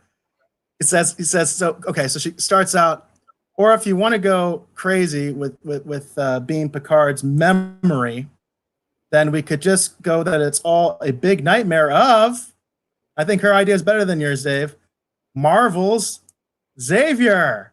So it's his nightmare. So we go straight up X-Men on this. It's all just a delusion in Professor Xavier's mind, I think that's as good a solution as any. You know what I mean? I like it better than Newhart. I like it better than Newhart. there's more of a connection too, because of course Patrick Stewart did play Professor Xavier in the X-Men. So, and then it still has the spirit of your Newhart ending, Dave. It still has the spirit of your Newhart ending. Now here's another way to go. If we want to go something a little bit more contemporary, we could actually have it be Patton Oswalt who wakes up in bed, and then his partner turns over and looks at him, and it's like, was it that dream again? It's like, no, this one was worse. There were no Jedi. There were no X-wings. I don't know what that dream was all about. I don't know. I don't understand what that nightmare was about. Alluding back to his Parks and Rec, where he tried to fix everything by tying everything into one universe. So. And unfortunately, I've never seen Parks and Rec, so that reference went way over my head because I've never seen Parks and Rec. I'm sorry. I'm sure there's people in the chat that have. I do get a Yuko's a reference, which is I was thinking more of the shower scene in Dallas and Who Shot JR. I do know that reference. I think that's a classic. That's always a good way to go. Picard's in the shower and it's Beverly. You know what I mean? And she's like, hey, what are you doing? I feel like we need that meme of Chris Evans, Captain America, because you just said, I get that reference. I feel like we should have put that meme up when you said I get that reference. I actually got that reference. And I get that reference there too, because I like the Marvel movies. Just not a Parks and Rec guy. Sorry. It's just not my thing. So yeah, we got some love for that Bob Ewing shower scene. Josh seems to dig that as well. Well, I think we're all in agreement that there's just no simple way to fix this particular episode of Picard. It's all a bad dream. That's the theme I'm getting from the Rogues Gallery right now. Is that it's just all a bad dream. Whether it's Charles Xavier or whether we're going full on Dallas or whatever. This is all just a bad dream, and we need to wake up. Now we could go back to the Q idea, and we could do this whole thing, and it is Picard, and he wakes up in this bed like it's a bad nightmare, and he's kind of really whatever, and then his partner turns over, and it's actually Q. Right. That's he's in the bed very with much him, like Tapestry, yeah. And then he's very much like that scene in Tapestry. Yeah, and it's sort of like, did you have a bad dream, darling? And and then he could do the whole thing. It's like, well, let me fix that for you. You know what I mean? Yeah. So. That's another way to go. It's definitely another way to go. I think a lot of those, though, of course, would be better for the finale. I will say that would be kind of good to be like in the last episode, so we know it all was just a horrible dream. You know what I mean? Well, like I said, I'm ready to move on. I'm ready to get the finale done, and for our next episode, we're gonna do a huge thing. We're gonna just rewrite this whole friggin' thing from top to bottom. We're gonna throw this whole thing out, and we're gonna take a lot of the similar elements. Of course, taking directives from the studio, which of course is the role that Eric is fulfilling, and we're gonna create a totally new Star Trek Picard show. And I think that's going to be a heck of a lot more entertaining. We are getting more love. We are getting more love for the Dallas ending. Katie also says, my mother and I have joked that this will be the Dallas Bobby finale. It's a dream. We can only hope, Katie. I mean, that's a hope I think every classic Star Trek fan has, that this really is a bad dream, because it feels like a bad dream. Yeah. But Ayuko also says, I do like the Q angle. It's another trial. That's actually good within Trek. You know what I mean? Like, if it's all been like some delusion, that some Q inspired trial, because remember, the humanity's been on trial, right?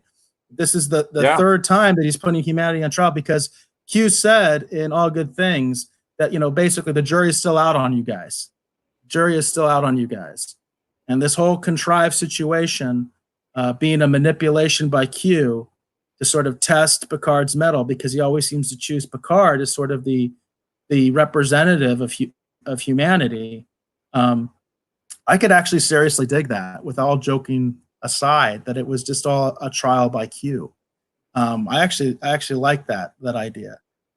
And Katie says, FY, Star Trek.com released an interview with John Delancey, and he said, I play Q.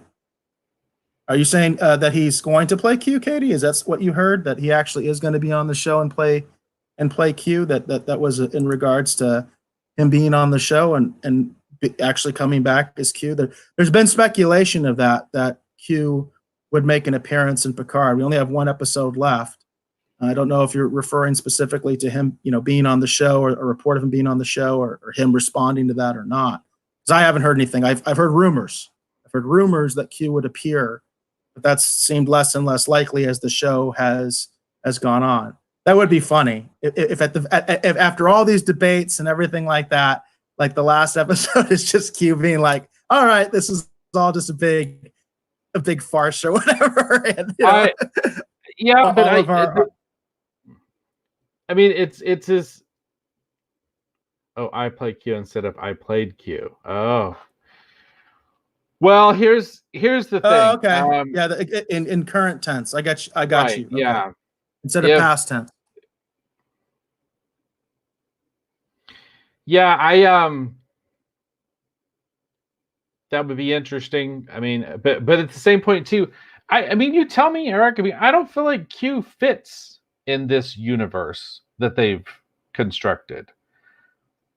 I mean, it would really feel like it's coming out. I mean, you might as well have, what's his name for the original series show up, the other quasi omnipotent being. I mean, it doesn't.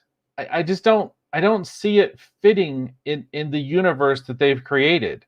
They've tried so hard to stay away from any of those sort of classic next gen ideas. I can't see Q fitting in this episode. I will say a lot of what they're doing feels like magic, so I think Q fits in perfectly in that regard, because I feel like a lot of what they're doing doesn't make any sense. The flowers in space, that's just one example. I don't think there's any basis of, like I said, they even said when they talked about Akiva said it on the Ready Room, in the teaser for the Ready Room, where the producers try to explain everything. Which, by the way, if the producers had to explain everything because it's not explained within the narrative of the actual episode, that tells you their writing sucks. Okay, that's a red flag right there.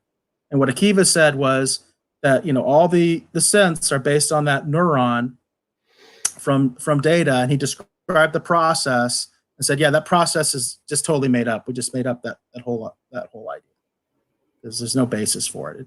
He admits it. It's stupid. You know what I mean? But that's the whole basis of the show. You know what I mean? Is that they're cloned from this neuron thing. You can't clone androids. You know what I mean? Everybody kind of knows that, but it's like, yeah, we don't really care. You know what I mean? It's just it's their little contrivance. You know what I mean? To make the story. Yeah. So.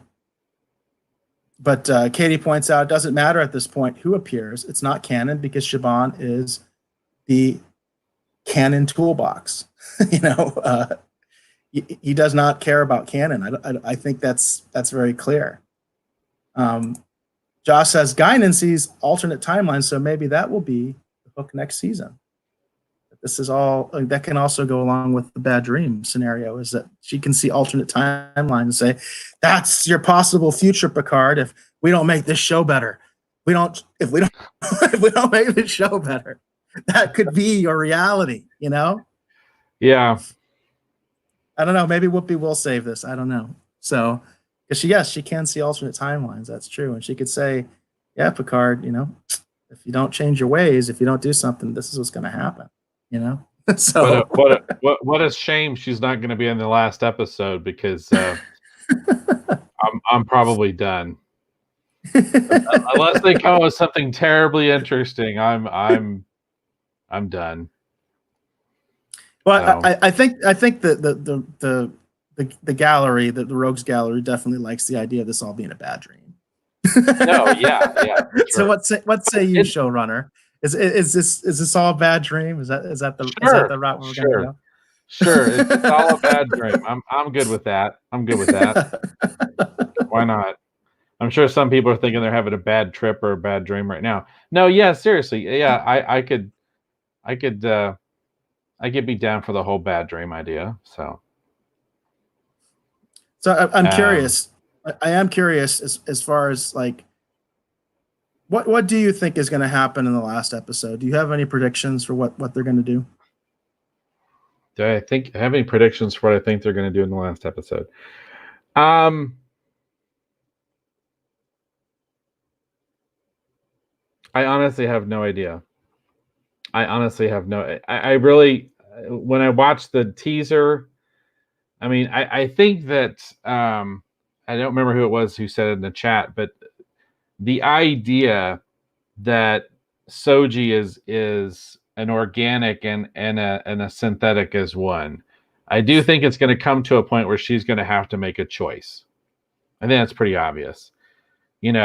Only she can blah blah blah, right? Like, so we're gonna be at that apex where she's gonna have to make a choice.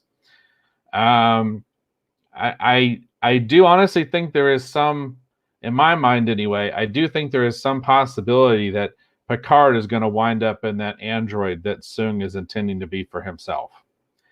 I do think there's a good chance of that, because I feel like the intro is kind of suggesting that anyway. But beyond that, I honestly I don't know. I don't really have. I mean, for example, like I was gonna try and rewatch this episode again for tonight's discussion, and I just didn't do it. I didn't want to watch. I didn't want to watch it again. I didn't even make it through the ready room. Like, I watched the whole episode. I was watching the ready room, and I got to a certain point where I was like, I got stuff to do. Click. Like I never got to bring that up in the ready room. So the actress who plays Soji and Daj, she was the subject of the ready room. And she was talking about basically what I call headcanon, which is something that actors will do because they have gaps in the story. And so they'll come up with their own backstory to help them to create the character. Okay. All actors do this because a lot of times the writers don't give them all the answers. So they have to kind of fill in the gaps. And of course, she plays the Soji Data, the Data version of Soji. Again, I don't know the name. I don't want to know the name. I don't want to invest that much time and effort into it. But she's a very different character from Soji, obviously. And in a lot of ways, she's very menacing. And of course, what the actress said was that her motivation is that her sister was killed. That was the mission with Rios as captain. And that's kind of what's kind of distorted her a little bit. And, because her she has these feelings because her sister was murdered. Problem with that is, what does she do? She murders one of the other Synth's sisters. So that makes no sense as far as that's her motivation. Unless she's just insane. Then she's just insane again, because she's basically doing to her own people what was done to her and what is making her so against the humans and the organics, but she's going to do the exact same to her own people. It doesn't make. I don't understand it. It just shows you, like, even her trying to make sense of this doesn't make any sense. You know what I mean? Her trying to make the character make sense still doesn't make any sense. I just wanted to point that out because I forgot to point that out during the review portion. And Ayuko makes a good point. Said it's weird that canon is not observed because there are very detailed another aspect, like the Riker's daughter is Kestra, like Troy's deceased sister, and those are little Easter eggs. That's what they are. Easter eggs and fan service. That's what that is. Those are Easter eggs and fan service, and they're littered. Like I talked about the Tranya line, where they talk about Tranya. Unless you're basically a hardcore TOS fan of original series fan, you have no idea what Tranya is. The Tranya comes from one episode, That's Clint Howard's character when he was a little boy. He played an alien, and he's drinking Tranya, because he offers them Tranya. The only time they ever reference it in Star Trek. It's a total just fan service Easter egg thing. Has no context to the scene. Doesn't help with the scene. It's not like they show people from that race. It's not like Clint Howard is in the scene, which Clint Howard has played multiple roles on Star Trek. That would have been cool. You know what I mean? I would have liked that. But no, they do litter it with these stupid things, so superficial fans can say, "Oh, I remember that. That's so cool." You know what I mean? That's what they do, because that's what people do. They'll be like, "Oh yeah, I remember that. This is real Trek," And I feel like that's why they do stuff like that, where they put those little Easter eggs in, that little fan service, so people can kind of nerd out and go like, "Oh, I remember that," Even though it doesn't have any relevance to the scene or anything. Now, I'll grant you the thing with Troy's daughter does have more relevance, because that is, Troy's daughter, and we know about her sister that was, killed and all that kind of stuff, that died. But still, I just feel like so much of that stuff that they put in there is just meant to kind of give fans that very superficial moment of like, "Ooh, I remember that," without any real context or without any. Because the bottom line is, I think most of the people in the gallery also agree, is that this just doesn't have the spirit of Trek. Spirit of Trek is not in this show, and Picard is just a dittering old fool. You know what I mean? That speech thing was so sad. It's like he gives the speech, and they just knock him down immediately. Like they don't even consider it. There's not even a debate or anything. They just kind of look at him. And Sung says, "Well, you're a threat. You're going to confuse people." They didn't seem confused to me. Nobody stood up for him. Soji didn't stand up for him. Nobody stood up for him. He's just a dithering old fool, with these crazy notions. And Katie points out, one of the few Trek moments. It says the writers didn't know how to do the Picard-Hugh reunion. Jonathan Del Arco came up with the infamous Hugh hug, and he said that. He said that on his Twitter that they didn't have that in the script. He came up with that because they were like, "Well, you guys, him and Patrick Stewart said, well, we should greet each other some way," and so Jonathan Del Arco was like, "Well, I'll hug you." It's like one of the only Trek moments in the entire thing, and it's like he just ad-libbed it, and that just says so much about the show. That moment for me is one of the high points of this show. That episode with Hugh was so good. That's the only episode in my mind that comes as close as the first episode, where we get the flashbacks to Data. Like those two episodes, to me, I felt like those are the high points. Those feel the most like Trek. Those feel most like the ones that are connected to things that have come before. That is in some ways a continuation. It doesn't have to be a literal continuation, but you know what I mean? Those are the ones that feel like Trek, and it feels like we are moving, Picard's story forward. The rest of this stuff just feels like a weird bit of this and a weird bit of that, and here we are. Like I don't know. This show's just been really disappointing.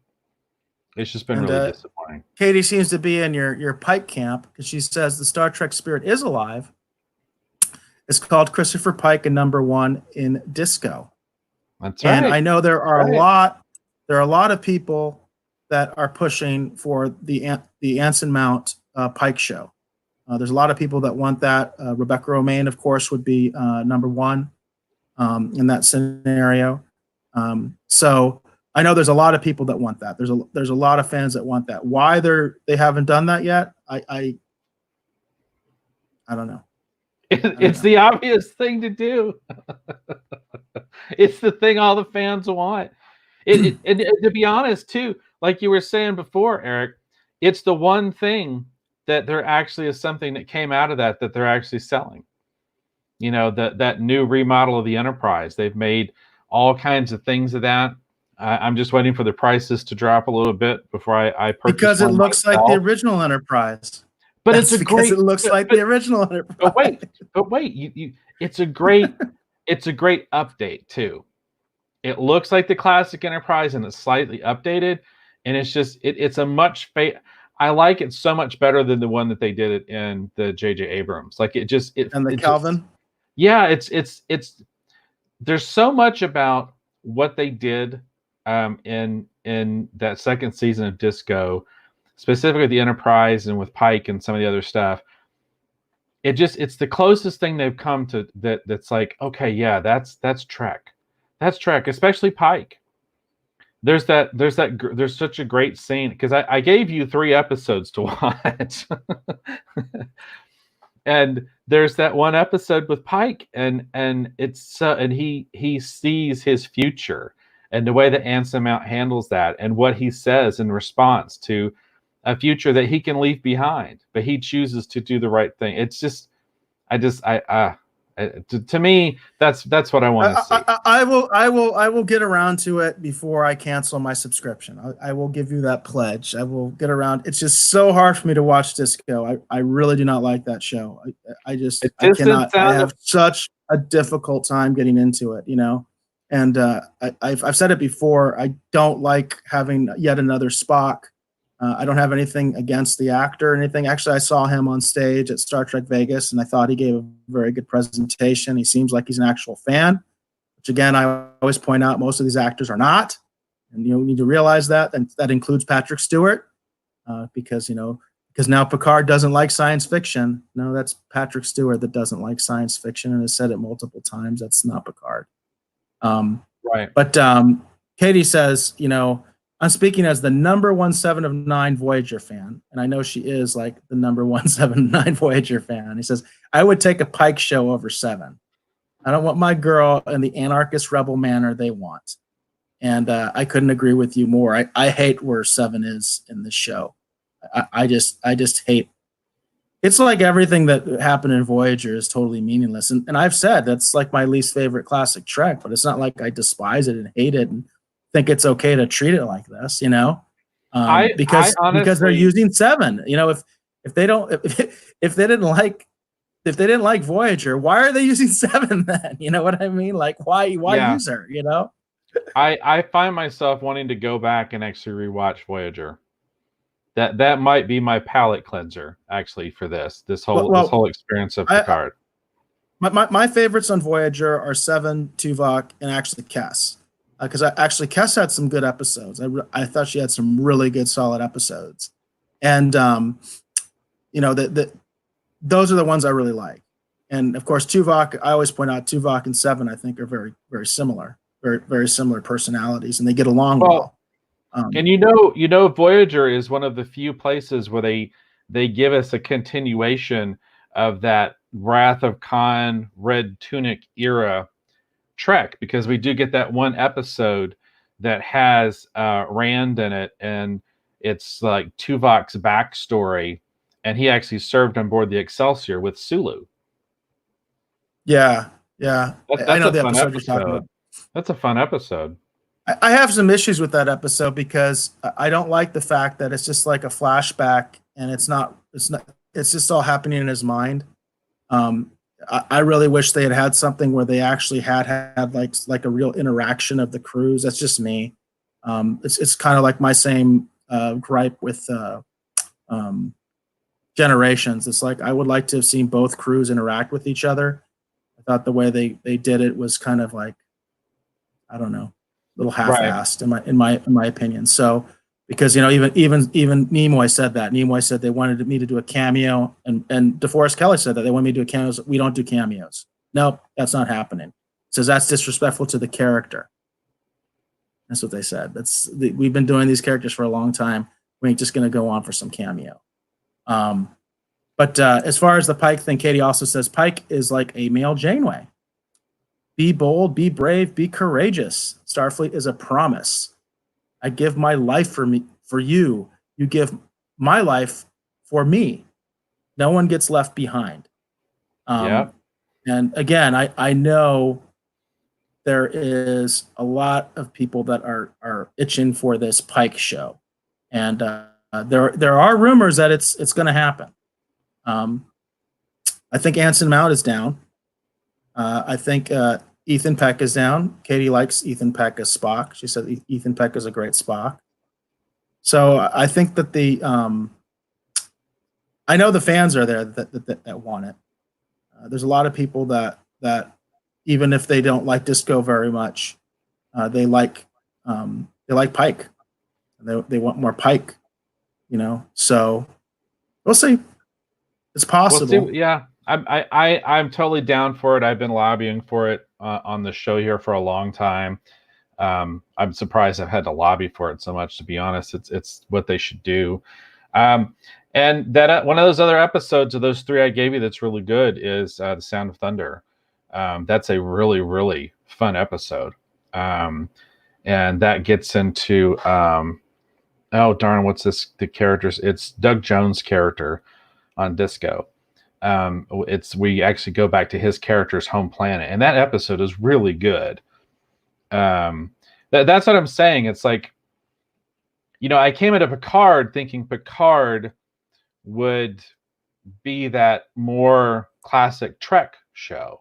You know what I mean? Whereas Disco's a departure, and based off the things that Patrick Stewart had said when he said that Picard was going to come back, I had a feeling it was going to be a more return to that Trek vision and those ideals. And it's like, so far those ideals are just voiced by Picard. You know, they're things that he expresses, which is nice. With no competence and completely ineffectively, and again, he's like a dithering old fool. You know what I mean? Mm-hmm. In fact, Raffi called him a fool in one of the episodes. She actually called him a fool. Of course, now she loves him. You know, such a tender moment when she said that she loves Picard, but earlier episode she literally called him a fool. She called him a fool.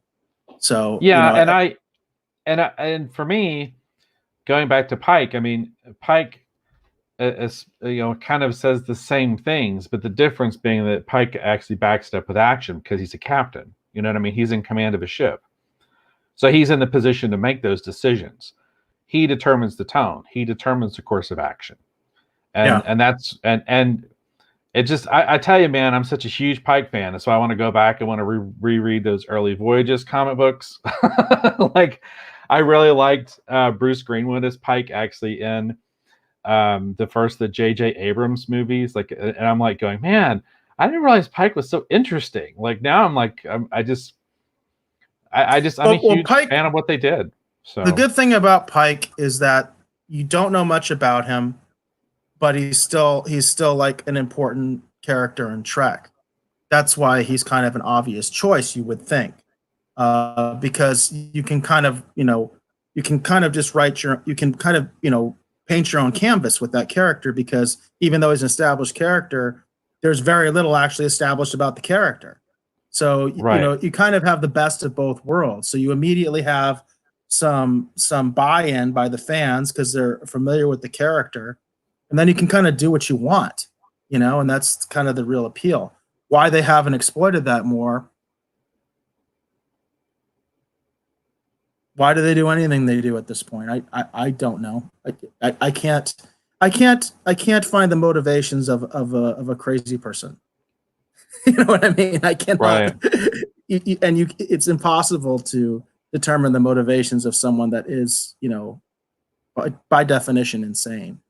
So, and that's how I feel the writers and producers of Picard are. It's like there's so much literal insanity in this show. It's so bipolar.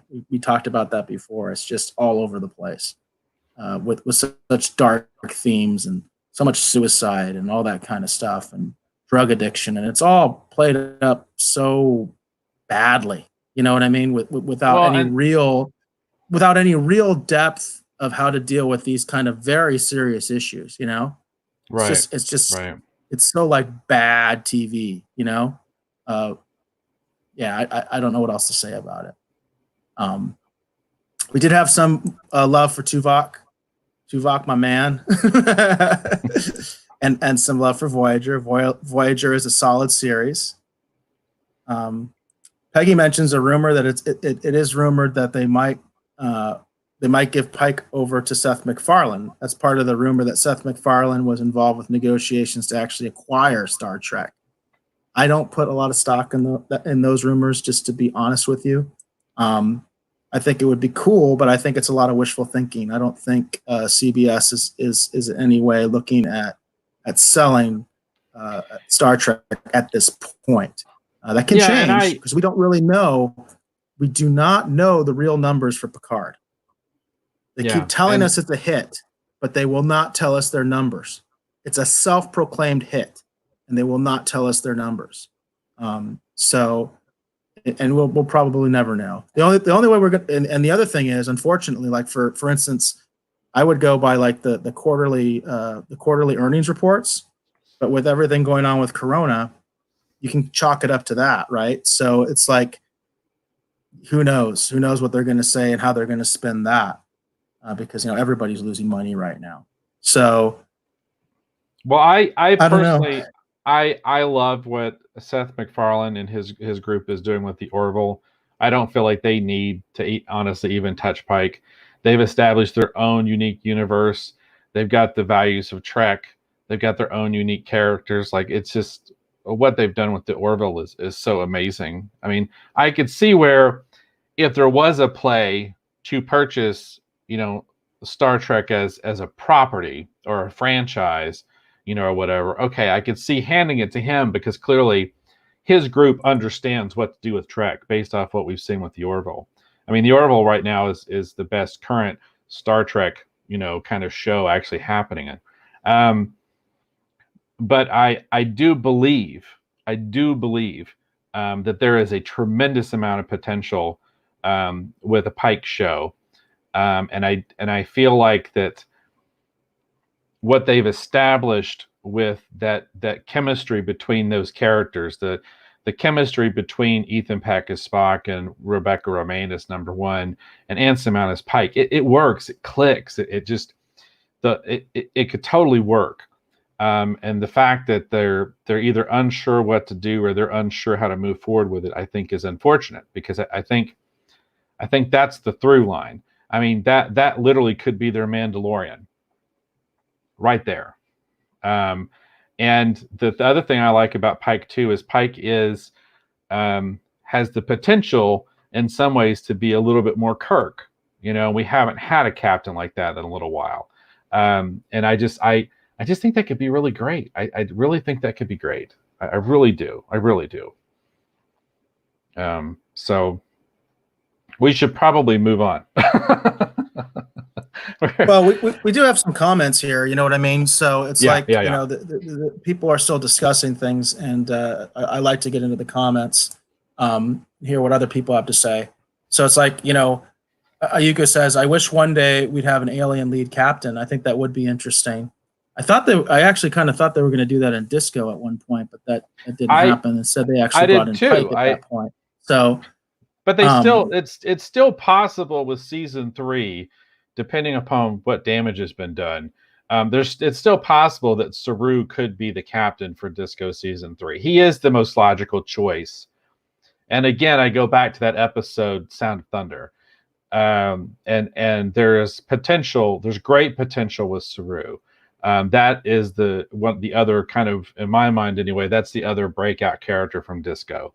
Saru is a great character, and Doug Jones does a wonderful job. So, again, that's just my opinion. I know some people hate Disco, but I really like that second season.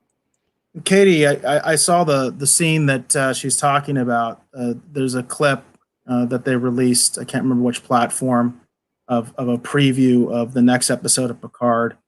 And it's so tough to watch. And it says a spoiler.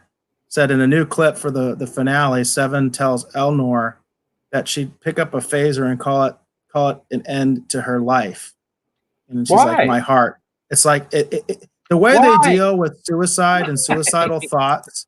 The way they deal with suicide and suicidal thoughts in Picard is so condescending, and it's so cavalier.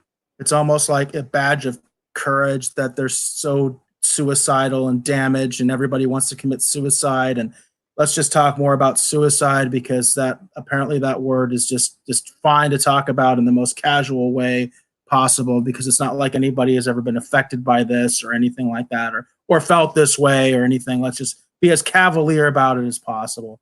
I hate it. Just like I hated the way they treated drug addiction and Raffi's relapse. I thought they made it into a joke. It's like, yeah, I don't understand I don't understand where they're coming from, and I'm offended by it.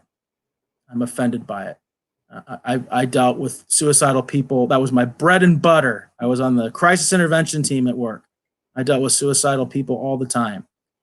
So it's sickening to me. It's sickening to me that they have that cavalier attitude towards it and take characters that we like and make them so damaged and dysfunctional and crazy and all that kind of stuff. And that's supposed to be a good thing. It's like, oh, Frake said she's evolved. Yeah, no, she's de-evolved. She's de-evolved.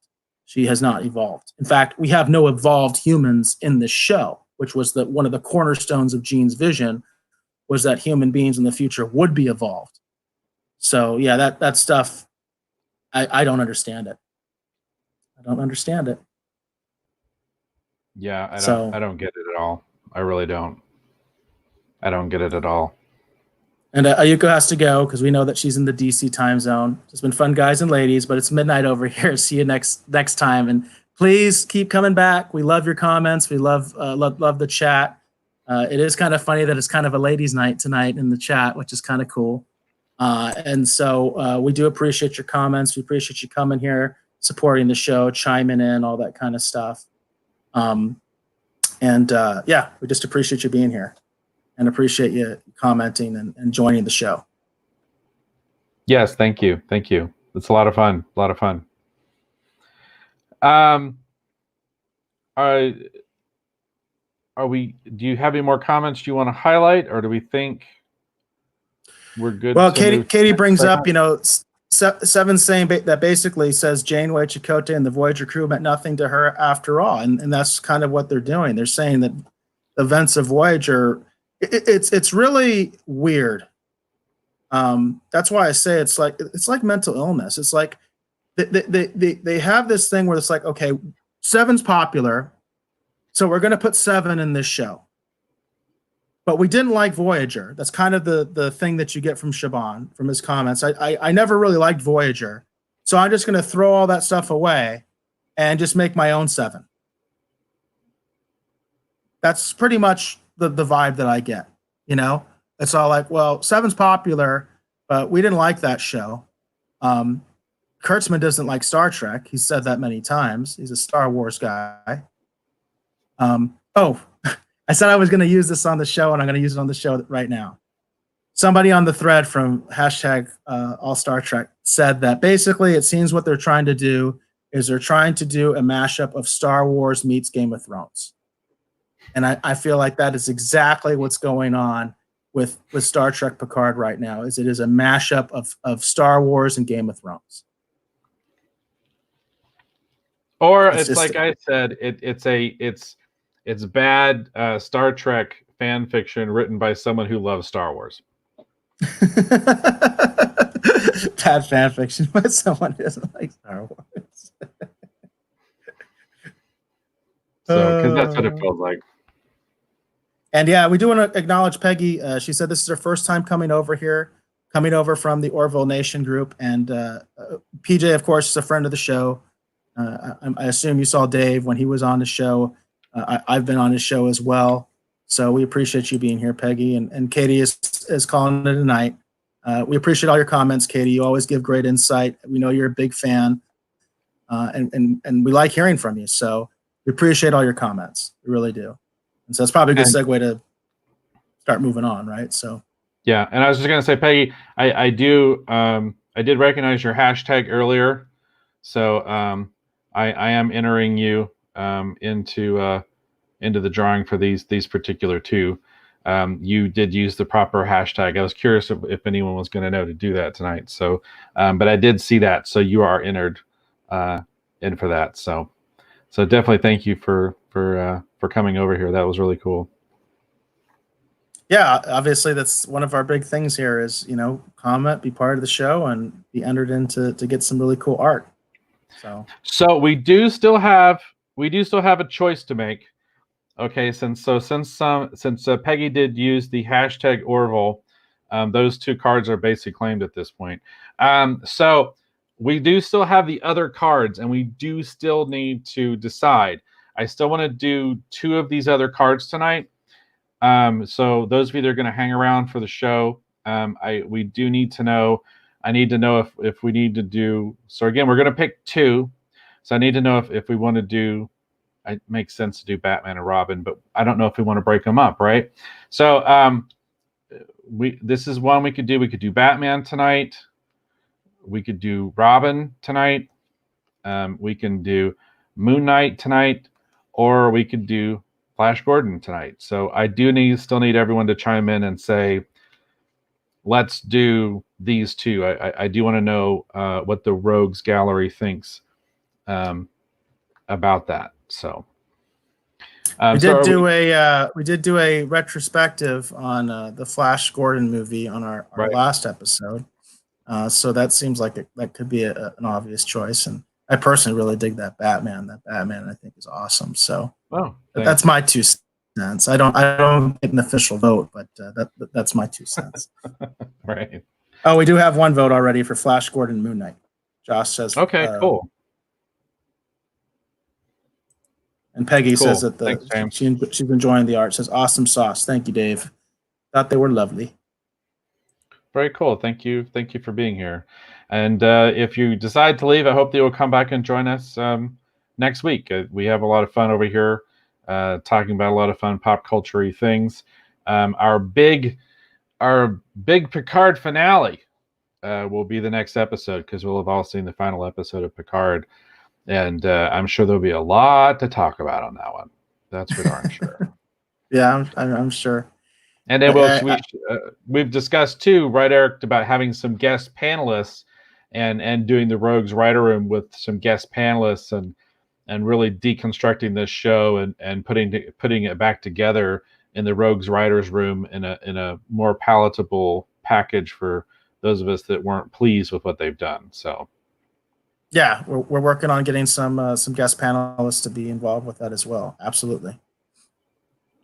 Cool. Awesome. Are we good to go ahead and move on? Peggy voted for Flash and Moon Knight as well. Okay. All right. Well, that's 2. That's enough. So we're going to be doing Flash and Moon Knight tonight. So again, thank you everyone who's commenting. Basically, anyone who comments, all the names are basically going to be thrown into a hat essentially, and we're going to do both of these tonight. We will do Moon Knight and we will do Flash Gordon. So very cool, awesome, thank you. Mostly because I can't pick, which is why I wanted to know what people might like. Are we good to go ahead and segue over into pop culture news?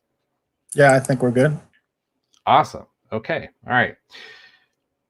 So now we're going to do the pop culture news segment. In the pop culture news, we talk about anything that's interesting in the world of pop culture that's caught either my attention or Eric's attention that we think is interesting and worth actually sharing with you, our dear valued viewer or our dear valued listener.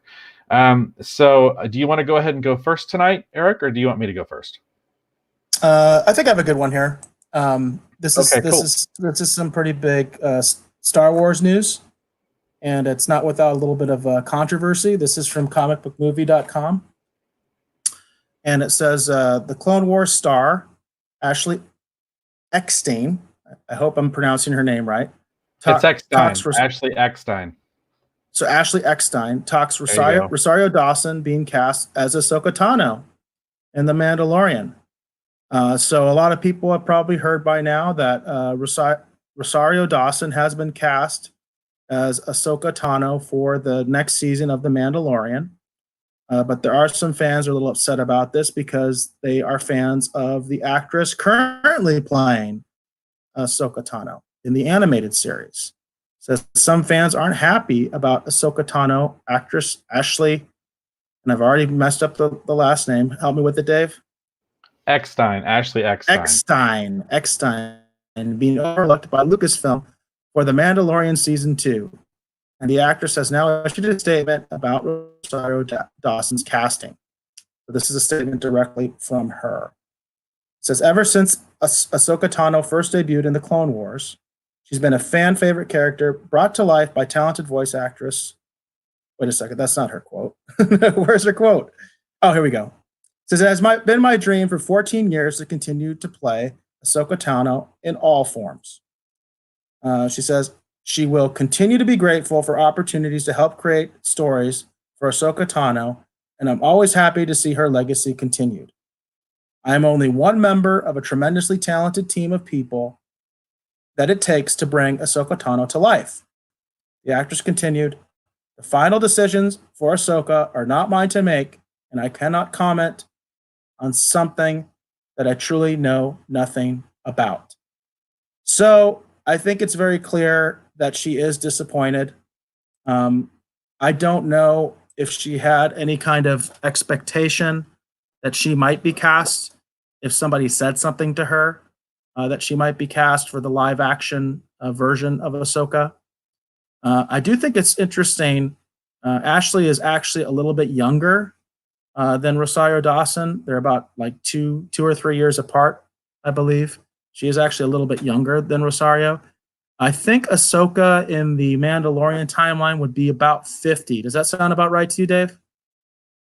I think Ahsoka would be about 50 years old in the Mandalorian timeline. I'm not exactly sure in terms of her age. I mean, that sounds about right. But again, because Ahsoka is an alien race. Ahsoka, when she debuts, is about 14. The Clone Wars is about 3 years long. So at the end of the Clone Wars, she would be about 17. When the Galactic Civil War starts, the original Star Wars, that's about 20 years later. So that's 37 right there.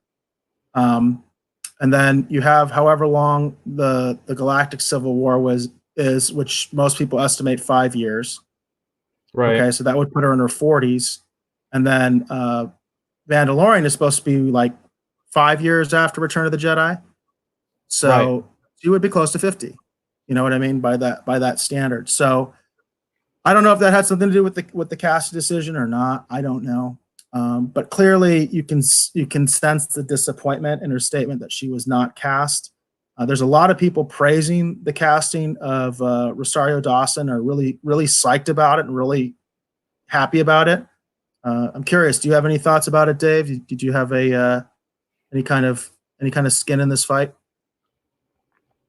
Well, I do feel like I have a little bit of skin in the fight just because I have actually met Ashley on a couple different occasions. I actually, when she started her universe, I actually put together a pitch package of some things, and actually met with her at San Diego Comic-Con when her new universe was just getting started.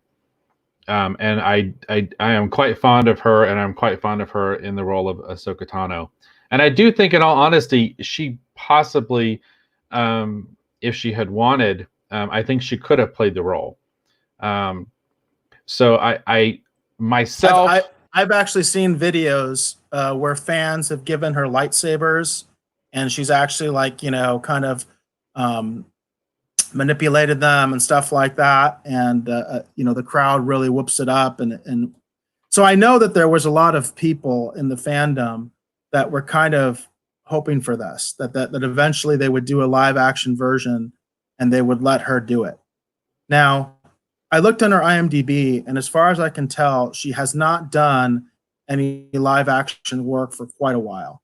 Now, I don't know if that's 100% true or not, but when I looked up her IMDb, I had to go back quite a bit to find a live action role that she's done. So I don't know if that has if she's kind of been typecast, for lack of a better term, because that does happen to voice actors. Because a lot of voice actors are, like, she started out doing live action. If you look at her IMDb, her earlier roles, she was just like a guest star. Like, what was one that stuck out to me? She was on that 70s show. She actually guest starred on that 70s show. That was one of her IMDb credits. And so what happens is a lot of actors, they start out however they start out, but generally, they'll start out like live action, and then they'll get into voiceovers. And a lot of times, once they get into voiceovers, that's it. They're just a voice actor.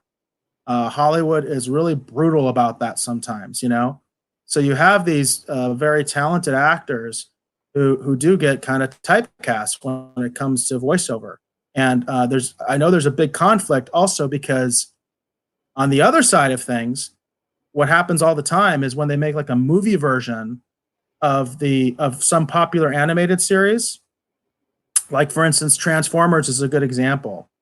They tend to recast everybody. Like it was a huge deal that Peter Cullen got to still play Optimus Prime. That was like a huge victory for voice actors because typically what happens is they recast the voice of some famous, like they make it Al Pacino, you know what I mean, or something like that. And I know voice actors hate that. So they kind of get screwed on both sides in the business. You know what I mean? They kind of get screwed on both ends.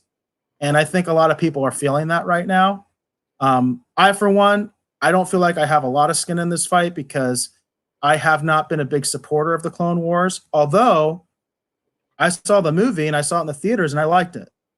I'm one of the few people that actually liked the Clone Wars movie, and I actually saw it in the theater and I actually enjoyed it. And that was the introduction of Ahsoka Tano. That was the first time she appeared in anything. So I am familiar with the character, and I have seen some episodes of Clone Wars. Clone Wars just has never really been a big thing for me. I have trouble getting into it. I'm not like a huge fan of the animation style. In fact, I actually like the original Clone Wars cartoon better, which is only like an hour long, I think, if you put all the clips together. Do you remember that one, Dave? It's the one that was 2D animation. That's the Genndy Tartakovsky series. Yeah, I'm quite familiar. I quite like the 2D one as well, so I'm very familiar. I actually bought the full collection for my brother because my brother was really into Star Wars at that time, and like for his birthday or Christmas, I got that for him. So we have it. I live with my brother. We have it here in the house. That might be something fun to actually review at some point too, because it is the basis of all the Clone Wars show. Even though they changed a lot of things, pretty much all the characters or a lot of the major characters are introduced in that cartoon. Like that's the first appearance of Grievous and Ventress and characters like that.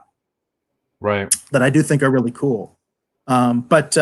Yeah, so, you know, I don't know. I think it kind of sucks because like I said, I feel like voice actors do kind of get screwed on both ends, where they're, you know, on the one hand, you know, they're like, okay, well, you're a voice actor, so you can only do voice acting stuff.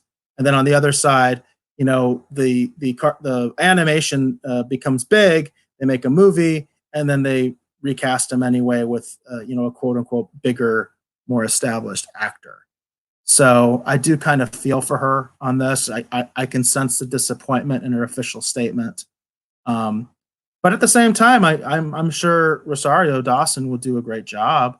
I think that she's probably capable of doing this. I mean, I'm trying to think if I'm not really that familiar with Rosario Dawson's career. I know of her, but you know, hopefully she can do the role justice and do it well and do some cool lightsaber stuff. It will be interesting to actually see, you know, I guess you would call her a failed Jedi in The Mandalorian. That'll be kind of interesting. Yeah, I mean, I'm excited. I'm excited that they're going to bring Ahsoka into Mandalorian. I think that's a cool idea. And like I said, my only skin in this game is just I feel like that Ashley could have done it if she'd been given the opportunity. You know, and I do think no, and I was going to say, I can see what you're saying. They can look at it from the standpoint of doesn't have a lot of current live action credits. They can look at it from the standpoint of, well, she's just a voice actor. You know, for my speaking just from my own personal experience, you know, before I was an inker, because a lot of people still only think of me as an inker. Before I was an inker, I was a penciler and a writer way before I was an inker. And I only became an inker to help a friend of mine out. And the reason he trusts me to ink his stuff is because I was ghosting over his work, helping him finish pencils anyway.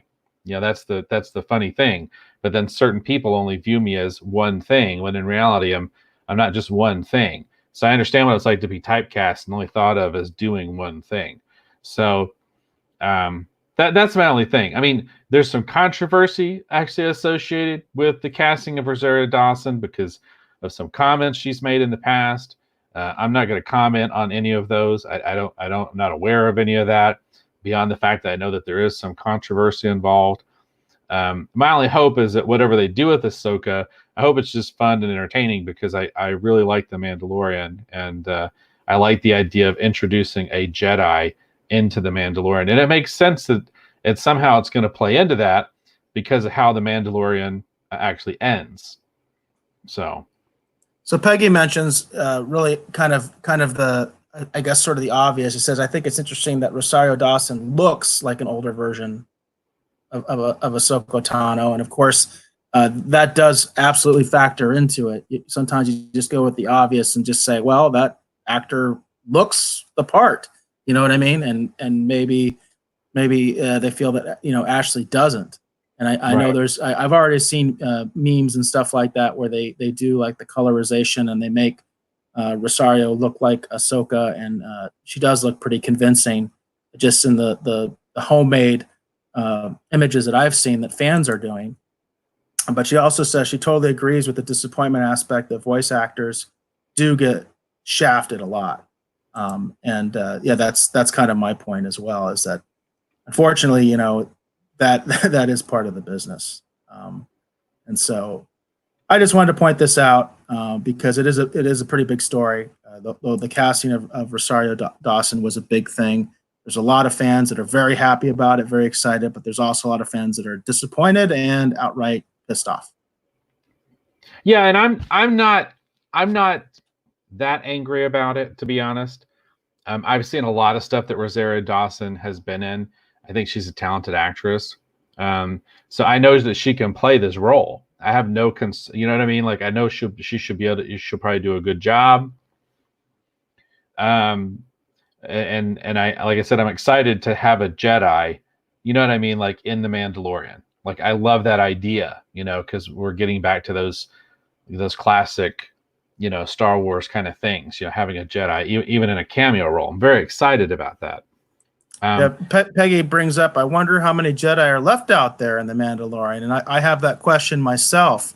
I've always wondered that as a Star Wars fan, how many Jedi did survive through the Galactic Civil War and all that stuff, because I am big into lore and all that stuff. And, I always think that, of course, there should be some that survive, because there's thousands of worlds within the Republic, and there's the Outer Rim, and there's Beyond the Rim, and surely, there are numerous Jedi that survived, by the seat of their pants. Or I remember also, like in the Star Wars role-playing game, before they really established like the prequels or anything, and very little was known about the Jedi, and they kind of had to make stuff up. They had two player characters. One was the failed Jedi, and one was what they called the minor Jedi. And the idea of the minor Jedi was that it basically was like a Padawan before they had Padawans, because that term hadn't been invented yet.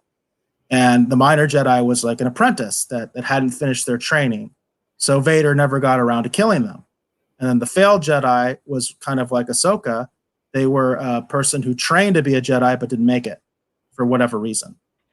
So I still remember those concepts. So I think those concepts would be fun to play with in The Mandalorian. You know what I mean? Those kind of ideas I think would be kind of cool. And now with Ahsoka coming, those things can happen. That door is being opened. And I was just going to point out, just like you pointed out to me, because I actually went back and actually did some searching in Rebels, and I did watch that final battle between Obi-Wan and Maul that they actually did in Rebels. And along those same lines, I did a little bit more deep diving too, because I was curious, because I wanted to see what they did with the idea that Anakin is Vader, and the fact that Ahsoka, that they knew each other. And for me, I watched a lot of those clips and actually watched some of those episodes, and those were terribly compelling as someone who enjoyed Clone Wars to know, because Ahsoka knows that Anakin is in that armor. She knows that Vader is Anakin. She can sense it. And that stuff was really, really interesting that they did in Rebels between Ahsoka and Anakin. It was really cool. Yeah, I wanted him to kill her, but obviously, if I had gotten what I wanted, then we would not have her coming in The Mandalorian. So, because I thought it would be really cool to have Vader just kill her, just straight up kill her, and just show his complete transformation to the dark side, that he would actually kill his old apprentice and all that stuff. And because Ahsoka is like a fan favorite, I thought it would really solidify the dark side and the evil of Darth Vader. But I'm actually happy to see that she's going to be in the show. I think having a live action version of her will be fun. And again, the bigger thing for me is I'm always into the lore building, the world building. And now we're opening a door in The Mandalorian that I want to go through and find out more about possible Jedi and all that kind of stuff that may be hanging around, you know, in the era of The Mandalorian. Very cool. And Peggy points out that the Mandalorian is now a dad who is dealing with a Force creature, so looking for someone who can help him understand how to take care of his son. And that Peggy, I think you hit the nail right on the head. That's exactly what I think they're going to do. Is Ahsoka is going to help the Mandalorian figure out exactly what Baby Yoda, the child. I just like Baby Yoda. I like calling him Baby Yoda. But that the child, his nature and all that kind of stuff. And Ahsoka may have some answers about his origins and all that stuff as well. So that also can be interesting. Yeah, very cool. Awesome. If that's good, if you'll share my screen, I'll segue over into my first pop culture news item. So some people are familiar with this, and some people may not be. But Spider-Man actually had a live-action television series that actually used to air in Japan. And actually, a lot of the things that we understand as being, quote-unquote, the Power Rangers, which in Japan, the original series was called Super Sentai, a lot of these concepts that were used to create the basis for Super Sentai were actually elements that were actually introduced in the Japanese Spider-Man television series. So what I've got displayed here on the screen that you can see, this is from marvelousnews.com. I'm not going to put the link up just because we've been having some issues with that, with it clogging the streaming service. But if you go to marvelousnews.com, you can find this article. There's probably other places where they're talking about this as well. But the thing that's really kind of cool and fun about this is they're making an action figure out of the Japanese Spider-Man, which I thought that was pretty fun. He looks pretty cool. He's got the trappings of that particular version of Spider-Man. He's highly posable. I just thought it was kind of fun, and I didn't know if the other fans here on the show were aware of it. But I thought this was pretty cool. It makes me wonder. It makes me wonder if the rumors about the possible appearance of this version of Spider-Man in the second Spider-Verse film might be true. This might be something to help us help kind of reintroduce the character to a lot of people that have no idea who he is or any of the history or anything like that, because it is kind of a bizarre story. For people that don't know, essentially there was a Japanese company that licensed a bunch of Marvel properties. At the same time, Marvel was licensing a bunch of their properties. I think like the Shogun Warriors, things like that, right, Dave? That was Marvel's. Exactly. That was what Marvel got out of the deal. And the Japanese had their completely different version of Spider-Man, but he looked like Spider-Man, but totally different, totally different. But it's interesting to see them leaning into this too, because for a lot of time they just didn't really talk about it very much. It's like, oh yeah, there was that thing, But the most interesting part of this story too, beyond the fact that they're making an action figure out of this, obviously, but the interesting thing too is that how this version of Spider-Man and them introducing these different elements with the giant robot and everything, how the idea of a superhero with a transforming robot, how that leads us to Super Sentai and then gives us Power Rangers. Yeah. I just think that's crazy. There's like a direct connection. Yeah. It's interesting. It is very interesting. Yeah. I would like to see a version of this in the next Spider-Verse movie. I think that would be really cool if they reintroduced the character. And it would be really cool if they actually came out, like on Disney Plus with the series. That would be really neat too. I know part of the problem with this version is it's a rights issue. It's a rights problem. So it's a very unique It's a very unique situation. It really is, because essentially you have a licensed property where they made a completely different version of the same character. It's kind of a unique thing. And along these lines too, I want to mention just briefly along the lines of the idea of it being a unique thing.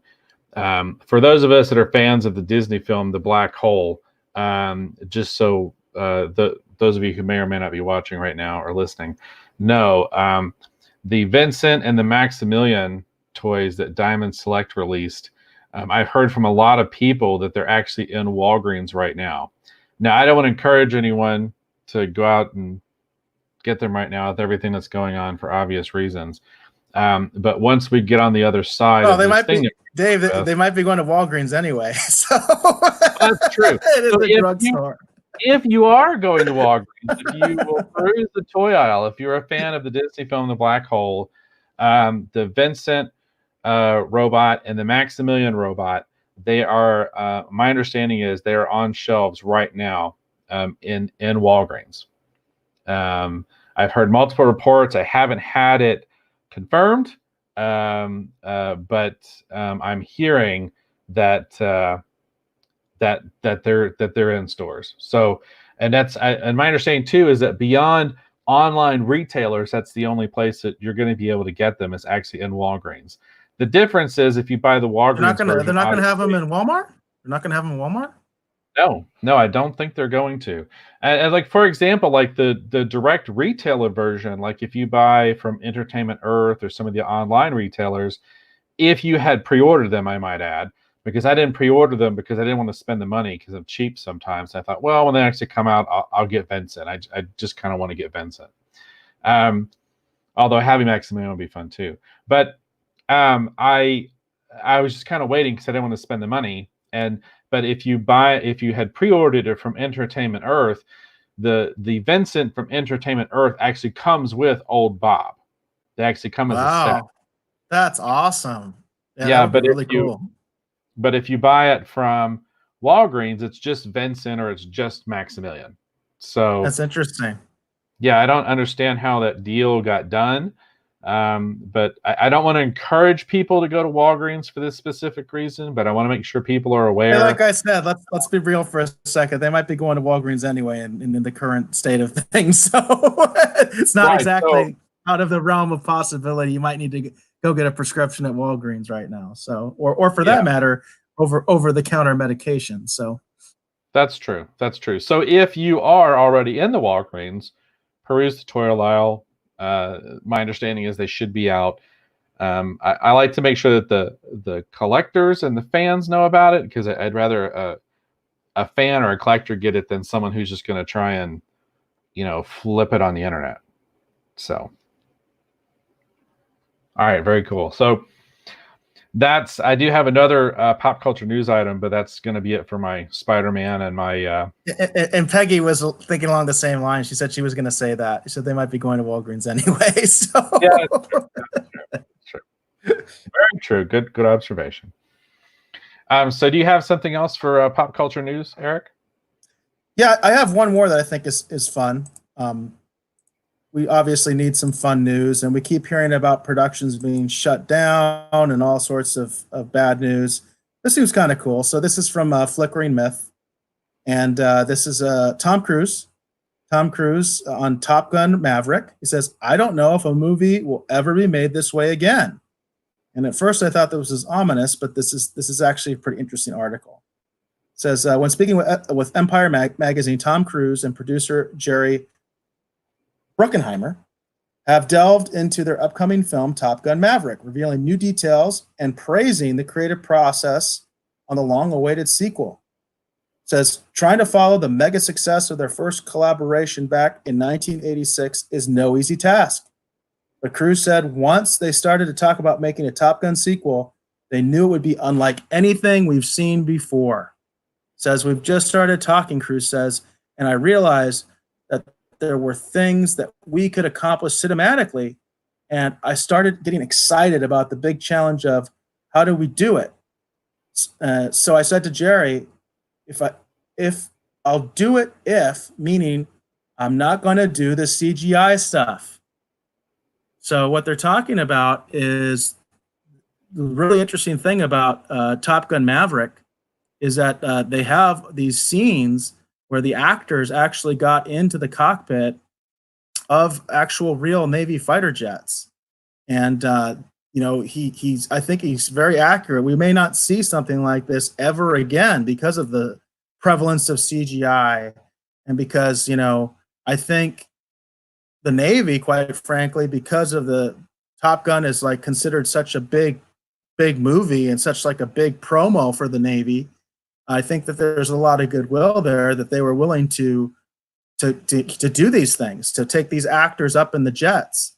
And so it's kind of interesting. This is highly anticipated. A lot of people are really looking forward to this movie. It looks like it could be really good. It's one of those kind of legacy films where I feel like there's a really good possibility that they're really going to do good for the legacy actors and all that kind of stuff, and they're not going to be like Picard where they're doddering old fools and stuff like that. Like they're going to be kicking ass and be they're going to be cool, and it's going to be fun, and it's going to be interesting.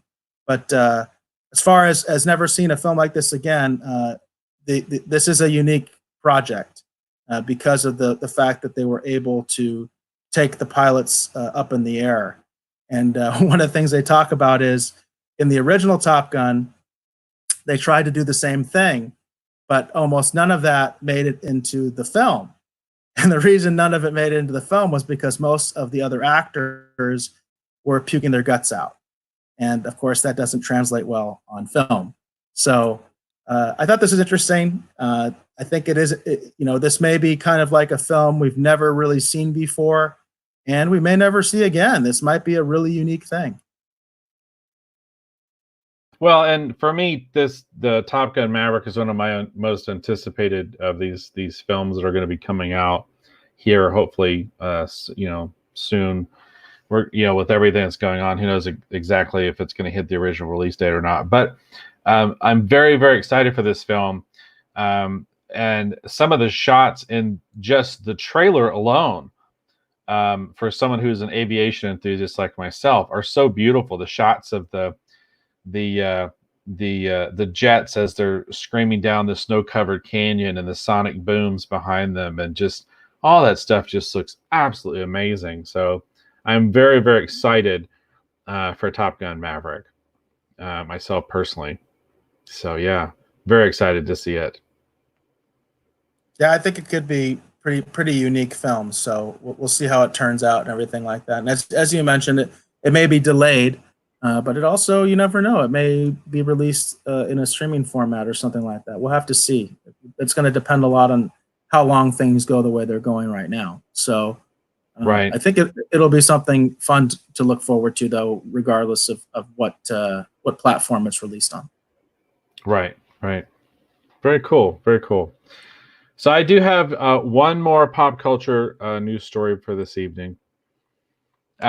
So this is kind of a different kind of a news item, if you will.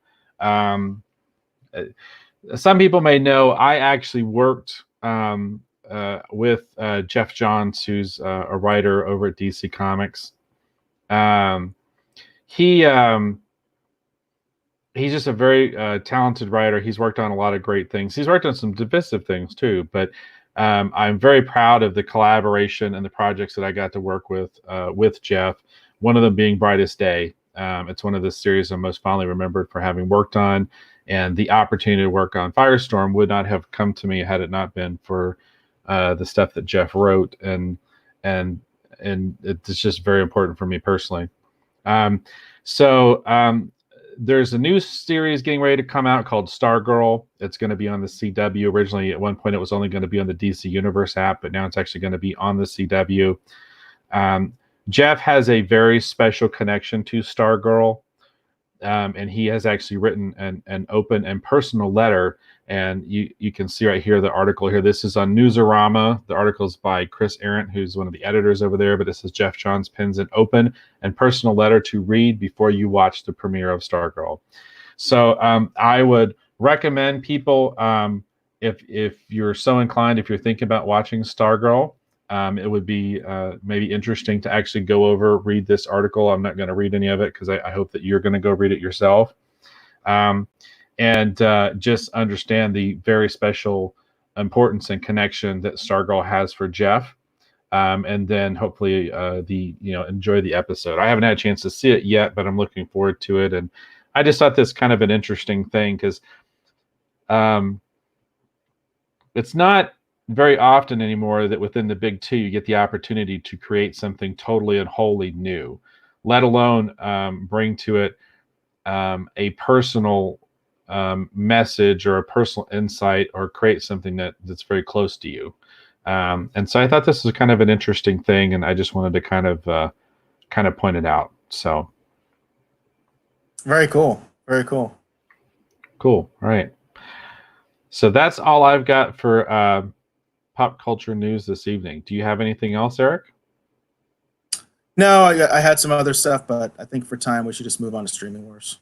Yeah, I had one more thing too, and I just decided to drop it because I feel like we're running obviously a little long. So I'll go ahead and set it up. So now we're going to go into our Streaming Wars segment. On the Streaming Wars, we talk about all the interesting things that is happening, obviously, in the world of streaming. Streaming is things such as, Disney Plus or Netflix or that Universal Peacock if it ever decides to rear its head. Anyhow, kind of like pop culture news, it's just anything interesting in the world of Streaming Wars that's coming across in the news that actually catches our attention and we think would be interesting to let you, our valued viewer, our valued listener, actually know about. So tell me, Eric, what do you have for this episode's installment of the Streaming Wars? All right, I've got a nice little story here. Pretty straightforward one. I do apologize that the way that it formats this particular site, this is TechCrunch, it just doesn't show up very well when I have my window set up like this. But anyway, title of the article is Amazon Prime Video is streaming kids movies and TV for free. No Prime membership required. It says Amazon is making a selection of family-friendly and programming for kids available for free streaming on Prime Video as a result of the COVID-19 health crisis, which has people trapped at home. The content is available to all Amazon customers and includes a mix of Amazon original kid and family shows, as well as select third-party family movies and TV series licensed from studio partners. Amazon says it's continuing to work with content partners to widen the selection over time. At launch, the U.S. version of the free service includes the following Amazon originals: Click Clack, that's one. Moo, Christmas at the Farm, Big Diaries, Costume Quest, Creative Galaxy, Danger and Eggs, Dangerous Book for Boys, Grotimer Gibbon's Life on Normal Street, If You Give a Mouse a Cookie, Jessie and Nessie, Just Add Magic, Mystery City, Little Big Awesome, Lost in Oz. I mean, it goes on and on and on. These are a lot of different Amazon originals. They also have some licensed content like Arthur, Caillou, Daniel Tiger's Neighborhood. We used to watch Daniel Tiger's Neighborhood in this household quite a bit. One of my daughters loved that show. A Dinosaur Train. So quite a bit of stuff. You can see there's quite a list there, and this is all stuff that's being offered for free. And I think it's a nice thing that Amazon Prime is doing. This is obviously geared towards families and people that have the kids stuck at home, especially younger children, because a lot of the parents are also stuck at home and working, telecommuting. And I just think this is a nice thing that Amazon Prime is doing. I think it's going to give them some a lot of goodwill. Yeah, very cool. Very cool. It sounds fun to me. I don't have a lot of children in my household. Unfortunately, we just have dogs, so I don't watch a lot of television. But no, it's not. There's all kinds of examples of this where the different streaming services are offering certain kinds of select bits of content. We mentioned earlier in the show that CBS All Access has now made Picard available, where you can actually watch it You could actually binge the 9 episodes and actually catch the finale. And you could be totally caught up in Picard. But is that really good news, Dave? Is that really? I'm just saying, if you had been wanting to watch it, and if our reviews haven't really dissuaded you, no, it's a nice gesture. It's a nice gesture. I'm not trying to be that much of a jerk. And I'm going to add even, well, they didn't say Discovery was available, because I was going to say, because you could watch season 2 of Discovery right after and see if I'm smoking crack or not. But no, I just think it's interesting. There's a lot of things. I actually, today, while I was actually at my day job, there was some discussion about the Netflix watch party thing. And then you and I had discussed the idea that, once we're finished with Picard, we'll start reviewing and hopefully recommending films that are available on various streaming services. So I'm just glad to see there's more people realizing that it would be nice if people had access to some of this content, because if they just sell advertising into it, they're going to reach a larger audience, and some of these shows and these different properties might catch on with a different segment of the population right now that just doesn't even have access to it. So, well, Joss is a Dinosaur Train fan. It says Dinosaur Train rules. I used to watch it with my kids quite a bit. It was one of the shows that I actually enjoyed watching with my kids, and there were a lot that I didn't. So I'm kind of with you there, Joss. That Dinosaur Train is pretty cool, especially when you have young children and you can kind of watch it with them and all that kind of stuff. So, and Peggy, yeah, I will be nice. As you say, the gestures are nice, and I will try to behave myself despite my biases.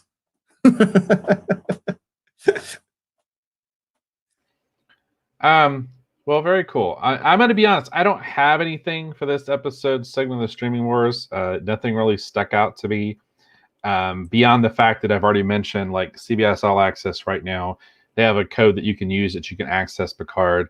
I wish they had it, and I don't know if you can access Discovery, but I think if people tried season 2 of Discovery, there's some good episodes in season 2. Yeah, it's a free trial, so you use the code GIFT, and then you can get a free trial. It's for a month, and so you have access to all CBS All Access. You do have to give your credit card the information, I believe, though. So you got to use the coupon code GIFT.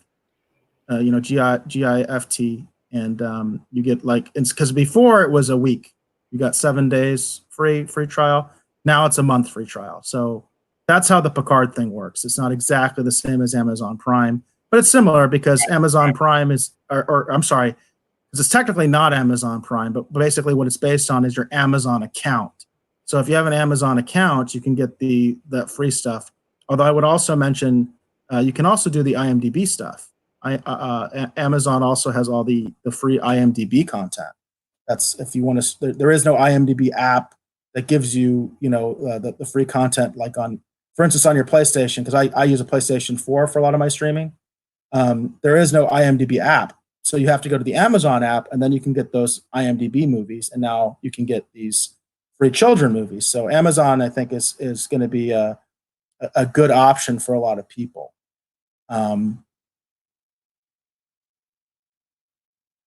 Well, very cool. Very cool.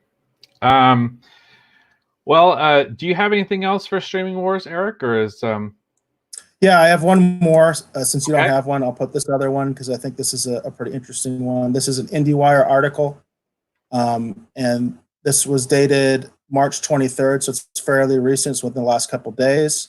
It says Netflix says production shutdown won't disrupt output until maybe later this year. Netflix Chief Content Office Ted Sarantos says streaming numbers are surging as subscribers across the world practice social distancing. Production on Netflix original series have been shut down across the world, including on the streamer's blockbuster series Stranger Things and The Witcher.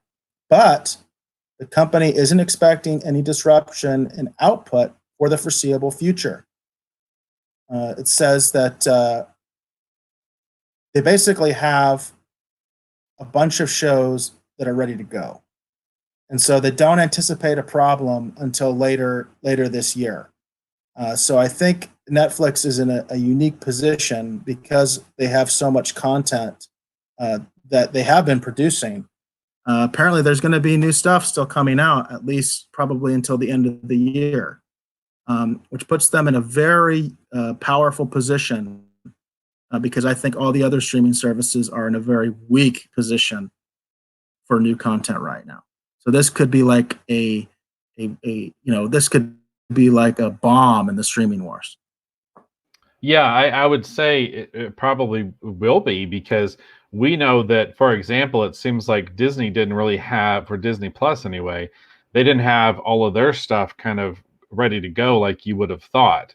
They had quite a few productions in the can, but they still had stuff that was in active production that's currently on hold. So it's interesting because I've heard that because of what's going on, there's delays, for example, in Falcon and Winter Soldier. That's one of the ones that was supposed to be ready to go here pretty quickly. So yeah, it's interesting. They have a lot of stuff that's already wrapped, and they're going to be ready to go. So that's very, very interesting. Yeah, it's interesting. We have a question from Josh. Jas, I'm sorry. Do we know if Disney Plus will stream the New Mutants movie or delay a cinema release? And that's a great question. I don't think they know yet. I think that's the best answer. I don't think anybody knows yet, because we already know. We touched on it. We didn't actually do a full article, but we touched on a previous episode that NBC Universal was going to start doing. They were going to start releasing on both. They were going to do video on demand and theater at the same time. And I think with most theaters closed, they're still sticking to their video on demand timetable.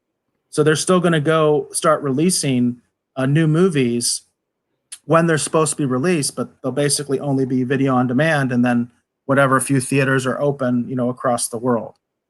So it'll be interesting to see what Disney does, because what Disney's been doing is they've been advancing like the release on Disney Plus of movies that are out of the theater. Like Frozen 2 came out early. Rise of Skywalker came out early, right? So they've been doing that. It'll be interesting to see if Disney decides that content that they're sitting on, if they decide to go ahead and release it on Disney Plus, or if they decide to wait things out and literally just sit on it until the theaters are back open. That's a great question for a future installment of Streaming Wars, and we'll try to get more information on that. Well, and if I remember correctly, I think he likes to go by James. I'm just going to say, James, I'm honestly of the opinion right now, is the New Mutants movie ever going to be released? Because this film apparently seems like it's cursed. Those that have been following the New Mutants film, I think this is like either the third or the fourth time that this film has been pushed from its release date. A lot of people had speculated with the launch of Disney Plus that maybe they might take this New Mutants film and somehow wrap it up. But of course, it may not fit with the Disney Plus sort of vision, because my understanding is with it being a horror movie, maybe it's a little bit too intense, you know what I mean, to be part of the Marvel package. So then there was speculation, well, maybe they'll take it and they'll just shuttle it over here to Hulu, because Hulu has a lot of Marvel original content on already when you look at Runaways and you look at things like Cloak and Dagger, and maybe it might be a good fit over there. And yet they've held on to it, and they were going to release it in theaters. So it seemed like, okay, finally it's going to come out, because I'm quite curious to see it. I'm a fan of the New Mutants. And then here we go again. And like I said, I can't remember if this is the third or the fourth time that the release has been pushed. So now I'm of the opinion, will the New Mutants film ever be released at this point? That's interesting. Peggy mentions that, she says, I think it comes down to how can they charge us with movies like Emma being charged on demand with a $20 price. I wasn't aware of that. So they're kind of charging, I guess, the same as what you would charge for buying the Blu-ray or something like that. I wasn't aware of that. And also,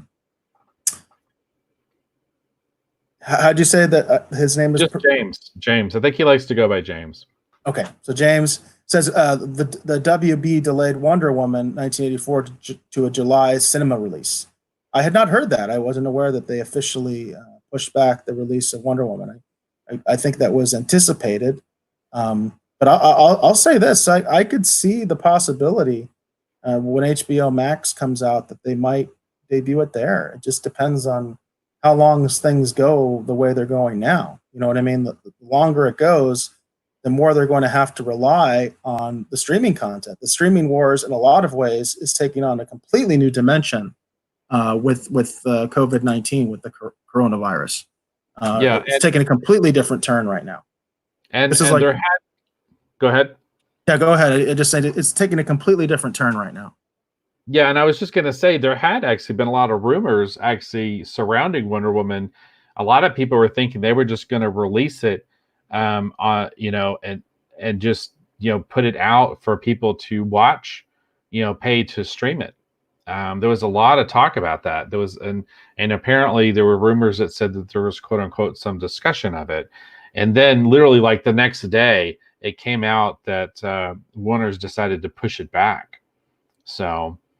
It's going to be interesting to see. Peggy mentions they're going to hurt because a family going to movie comes out to around $35. And I get what you're saying, Peggy, but I don't know if exactly that's the case, because if you look at what Netflix has done, Netflix specifically avoids releasing a lot of their movies in theaters. In fact, there was some controversy with the Oscars where Steven Spielberg was pointing out these Netflix movies, they don't have theatrical releases, and yet they're being nominated for Oscars. It's like, how are they a movie, quote unquote? How is that really different from, say, a TV movie? And it comes down to, in some ways, splitting hairs, but in other ways, it's kind of like, I think it's legitimate. It's like, well, why can't a TV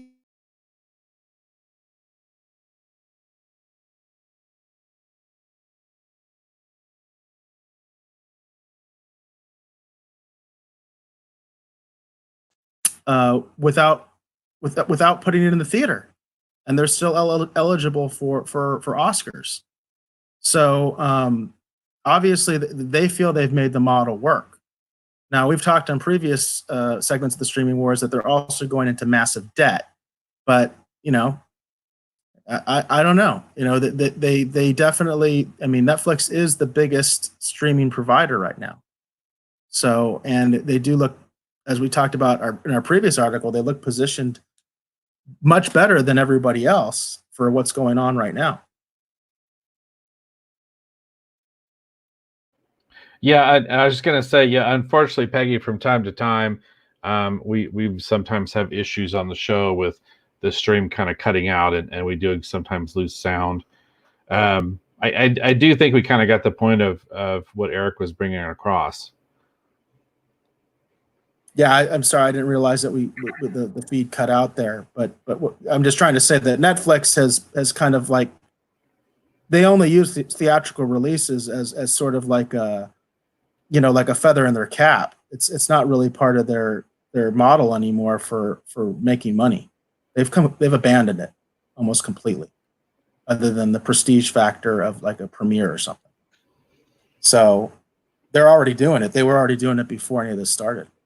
So I feel like the other streaming services might very well follow suit because they have to. They don't have any choice. Yeah. It's the only way they're going to make money. Otherwise, they're sitting on content that's doing nothing for them, at a time that they can't release anything in the theater anyway. The theaters aren't open. And there's also a question about Mulan, and I have not heard if Mulan has been officially pushed back or anything. I haven't heard anything about Mulan. Yeah, I haven't either. I haven't heard anything as well. So Mulan would obviously fit better on the Disney Plus platform. You know what I mean? And since they do have a content problem, but I don't know if they would take such an expensive film that they're hoping is going to do well overseas. I don't know if they would. You know what I mean? Do that. Yeah, that's a good point too, because with the streaming services, There is an issue with overseas, like Disney Plus is not available everywhere overseas. CBS All Access is another good example of that. But Netflix is. Netflix has a big international presence, and in places that they don't have Netflix, they have licensing deals, so that they're even in that regard, they're situated better. Peggy does bring up, as I mentioned, the Oscars, about some of these films that will be up for an Oscar. But with these year's theaters down, Oscars will be interesting next year. I think that's true. I think the Oscars will be kind of weird next year. We'll have to see how that pans out. Yeah, very interesting. Well, very cool. Thank you, everyone who's been chatting. These are all very interesting points. It's making for a very interesting discussion. Eric, if you don't have anything else for Streaming Wars, maybe we can just segue over into our main topic for this evening. Sounds good to me. Awesome. Okay. So for tonight's episode, our second topic, our retro feature, is going to be actually some of our favorite comic books from yesteryear. So we do this from time to time. We just find some interesting things in our collection that we think other people might like. I'm going to be honest, my first pick this evening is something that may or may not be easy to get a hold of. I just love it, and I just thought it would be interesting to showcase it and talk about it because we've spent a good little bit of time talking about Flash Gordon, and interesting enough, the viewers chose the Flash Gordon sketch card as one of the cards to do for this evening. So I thought, well, isn't that just a fun coincidence that my first pick is actually Flash Gordon. So that scan is actually my actual book that I have. I've had this since I was a kid. The original printing of this book is actually from 1968. I didn't realize it was that old. Now, I am older, but I wouldn't have been born in 1968. However, I bought this book actually at a book fair in school. This was, I remember my grandfather reading me some Flash Gordon when I was a kid. I remember enjoying it, but this is like one of my earliest introductions, really, like, I think, to the character was this particular book. Now, the artwork in this is by Al Williamson. Al Williamson is obviously heavily associated with Flash Gordon. And what's interesting about this is the format in which it's put together. So the format for this book is actually what they've done is they've actually cut the comic strips actually apart and actually reorganized them in order to work in a digest format. So it's very interesting visually, like how it's put together. But all the artwork is by Al Williamson. The artwork is just absolutely beautiful. Just some really beautiful stuff in here. I'm not sure how difficult it would be. A lot of times with these segments, we try to find something that is easy to get a hold of, that's relatively inexpensive. But since we've spent so much time talking about Flash Gordon on tonight's show, and I've talked about how important this particular book was for me and how much I love it, I thought it'd be interesting to talk about Flash Gordon and the Ice Monster. So I'm going to read the summary here on the back really quick. So it says, and what's interesting about this story too is this takes place after they've battled Ming the Merciless and essentially won. So if you imagine the battle when the movie ends, then this story basically kind of picks up. And they actually have to go back to Mongo. So it says, fresh from Yale, Flash Gordon with Dale Arden and the great scientist Hans Zarkov, joined with Voltan, King of the Hawkmen, the beautiful Queen Freya, and Baron, the rightful ruler, to defeat Ming the Merciless and save two worlds. All thought the danger passed, but then, and obviously it says Flash Gordon and the Ice Monster. So anyhow, I can't recommend this book enough if you can actually run down a copy of it. It's a digest format. I would imagine these kind of books like this, the thing that's kind of neat is if you keep your eyes peeled for books like this, when you're in like secondhand bookstores or used bookstores, a lot of times these are the ones that'll be like in the kids section, or they'll be mislabeled and put in with the wrong spot. And usually they are dirt cheap. Now, I did not purchase this particular book in that manner, but sometimes these are the kind of books that you can pick up for a quarter, if you're keeping your eye out. So I just want to highlight it. If you're interested in Flash Gordon, this is a fun thing to kind of keep your eye out as you're moving about and you're looking for things. It's a fun book. And then Bobby, go ahead. Yeah, he said that cover is so cool. He enjoys it. And I think she's gone already, but Peggy did say goodbye. So we appreciate you, Peggy, for coming on the show and commenting. You had some great comments, great insight. So thank you for coming on the show. Yes, thank you for being on the show, Peggy. And you're going to be the winner of the Orville sketch cards. I'll be hopefully either Eric or I will be reaching out to contact you and get your information. And I will try and get those cards in the mail to you within probably the next week or two. So I want to thank you again. I think it's fun that you came over here from Orville Nation and actually used the actual hashtag Orville Nation that we had discussed on the show, and I thought that was really cool. Thank you very much. Right on. That's very cool. Very cool. Very cool. So this was my first pick, Flash Gordon and the Ice Monster. A fun book if you can actually run down a copy. So Eric, why don't we switch over to your pick? All right. Let me see if I can pull up a graphic here to show the cover. I have the book physically. I'm always like a physical guy, and of course these are supposed to be kind of older books. So this was before digital to begin with. Let's see if I can get there. There you go. I can see the cover. So this is something that I think a lot of people don't know about. In fact, I kind of stumped Dave a little bit with this one. So this is the Judge Dredd comic that DC Comics made. This is back in 1994. DC made a Judge Dredd comic, and this was actually before the Judge Dredd film with Sylvester Stallone came out, because I think a lot of people would think this was some sort of tie-in specifically to the movie, and I don't know the history if there was some involvement of maybe that was why DC wanted to acquire the rights. But what's interesting about this is this isn't just taking stories from 2000 AD and reprinting them. This is DC's version of Judge Dredd. They licensed the character and made their own stories, and it's pretty interesting. I think it's, if nothing else, it's kind of got a unique historical value because a lot of people are not even aware that DC did this. So I think it's kind of interesting. We've got as far as some of the people that contributed to this. The writer was Andrew Helfer. Most of the art was done by Michael Avon Omenging. Are you familiar with him? I mean, I can't. The name is. It's Michael Avon Oming. Oming. Okay, Oming. Michael Avon Oming. He did most of the art. There was also an additional colorist, letterers and such, but he did most of the art, the penciling and the inking.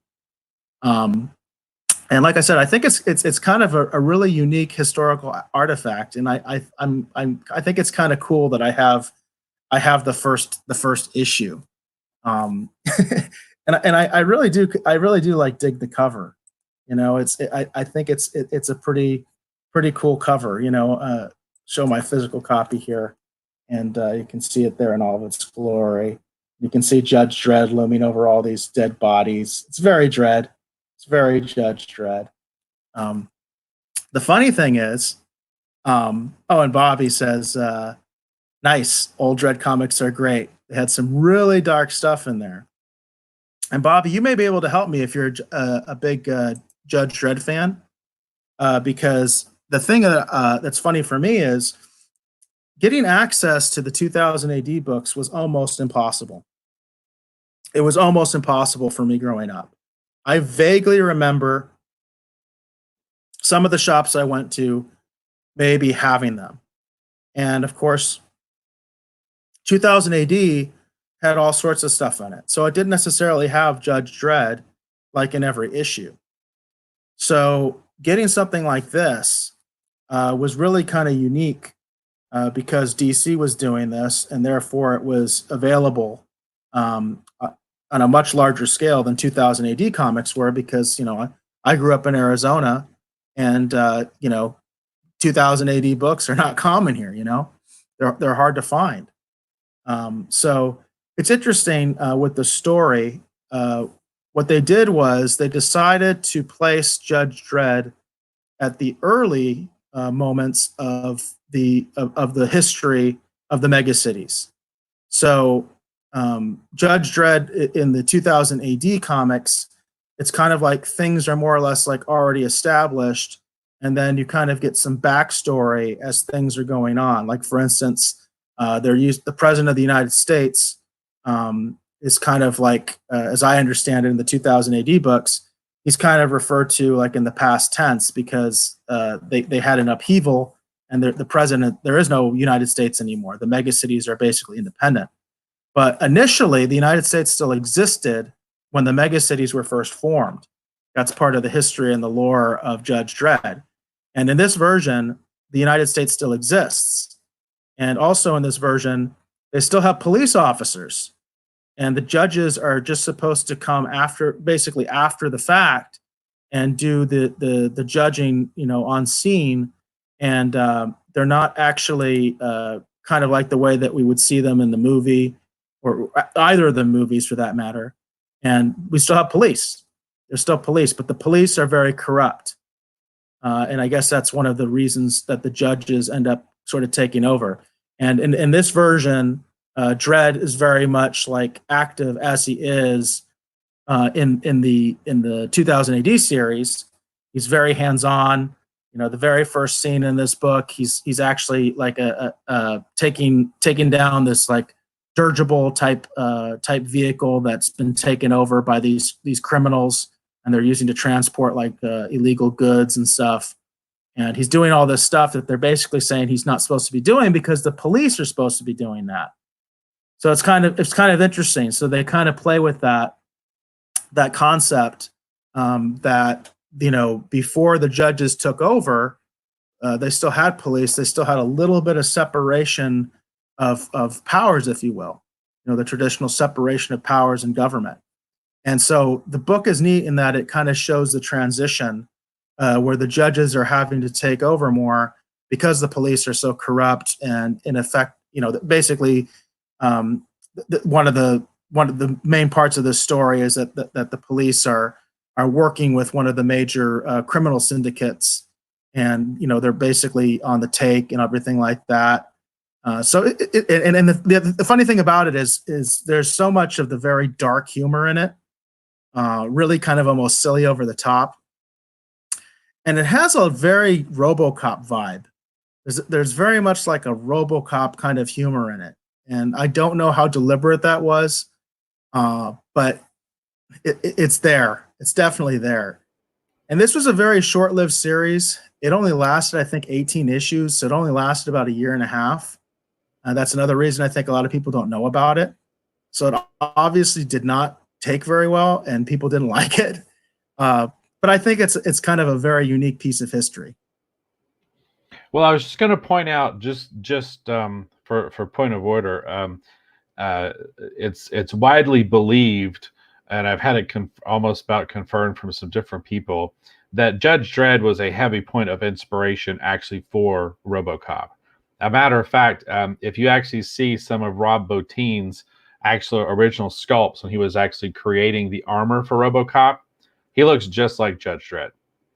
Well, the visor is clearly very similar, with the whole idea that you can only see the bottom of Dredd's face, and that was actually a big sticking point for the Carl Urban version of Judge Dredd, and one of the reasons that Sylvester Stallone's version is panned so badly, which I actually like the Sylvester Stallone version. I think it's kind of on a guilty pleasure level, but I actually do enjoy it, and that was really my first introduction to the character. And I think the reason that I bought this comic book in the first place was because I saw a preview for the movie.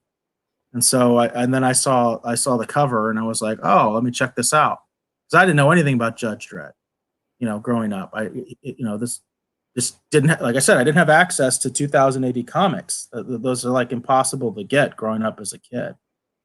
No, yeah. And James, right? It's James. Yep. He says, "Hey guys, have video conference calls early in the morning, so good night and thanks. Thank you for coming on the show. Thank you for commenting. We really appreciate it. And please have a good night. Please have a good night. Be safe." Let's real quick before we go into another pick here, just real quick. Could you pick me? Give me a number between 1 and 4. 1. Okay. So can you now give me another number between 1 and 4 that's not... Give me a number between 2, 3, and 4. 3. 3. Okay. All right. So just real quick, we'll just make the quick announcement here. So is her name Ayako? Is that right? Who comments? Yes, Ayoko, I think. Yeah, Ayoko, I think that's right. Okay. She's in the States, right? Do you think? DC. Remember, she's talked about that before. She's in DC. Congratulations, Ayako. You actually won the Flash Gordon sketch card for this evening. Congratulations. One of us will be reaching out to contact you in order to get your information so we can actually put this in the mail to you. And then our other winner this evening is going to actually be Bobby Chambers. If you don't have enough of my sketch cards already, it looks like you're going to get to add Moon Knight to your collection as well. So again, thank you for being on the show and commenting. So right on. All right, very cool. All right, and luckily enough, I already have your information, and I have another label printed out, so I can get yours in the mail pretty quick. So that one's ready to go. Yeah, the connections between Judge Dredd and RoboCop are pretty amazing. I am more than a Judge Dredd fan. I am a huge RoboCop fan, so I'm pretty well versed in Dredd just because of how fascinated I was in the connections between Dredd and RoboCop. So yeah, that makes a lot of sense. But there's clearly a lot of RoboCop in there in this one, and I get that feeling that maybe some of the audience kind of saw that and felt like they were trying to, like it wasn't really Dredd. You know what I mean? That kind of thing.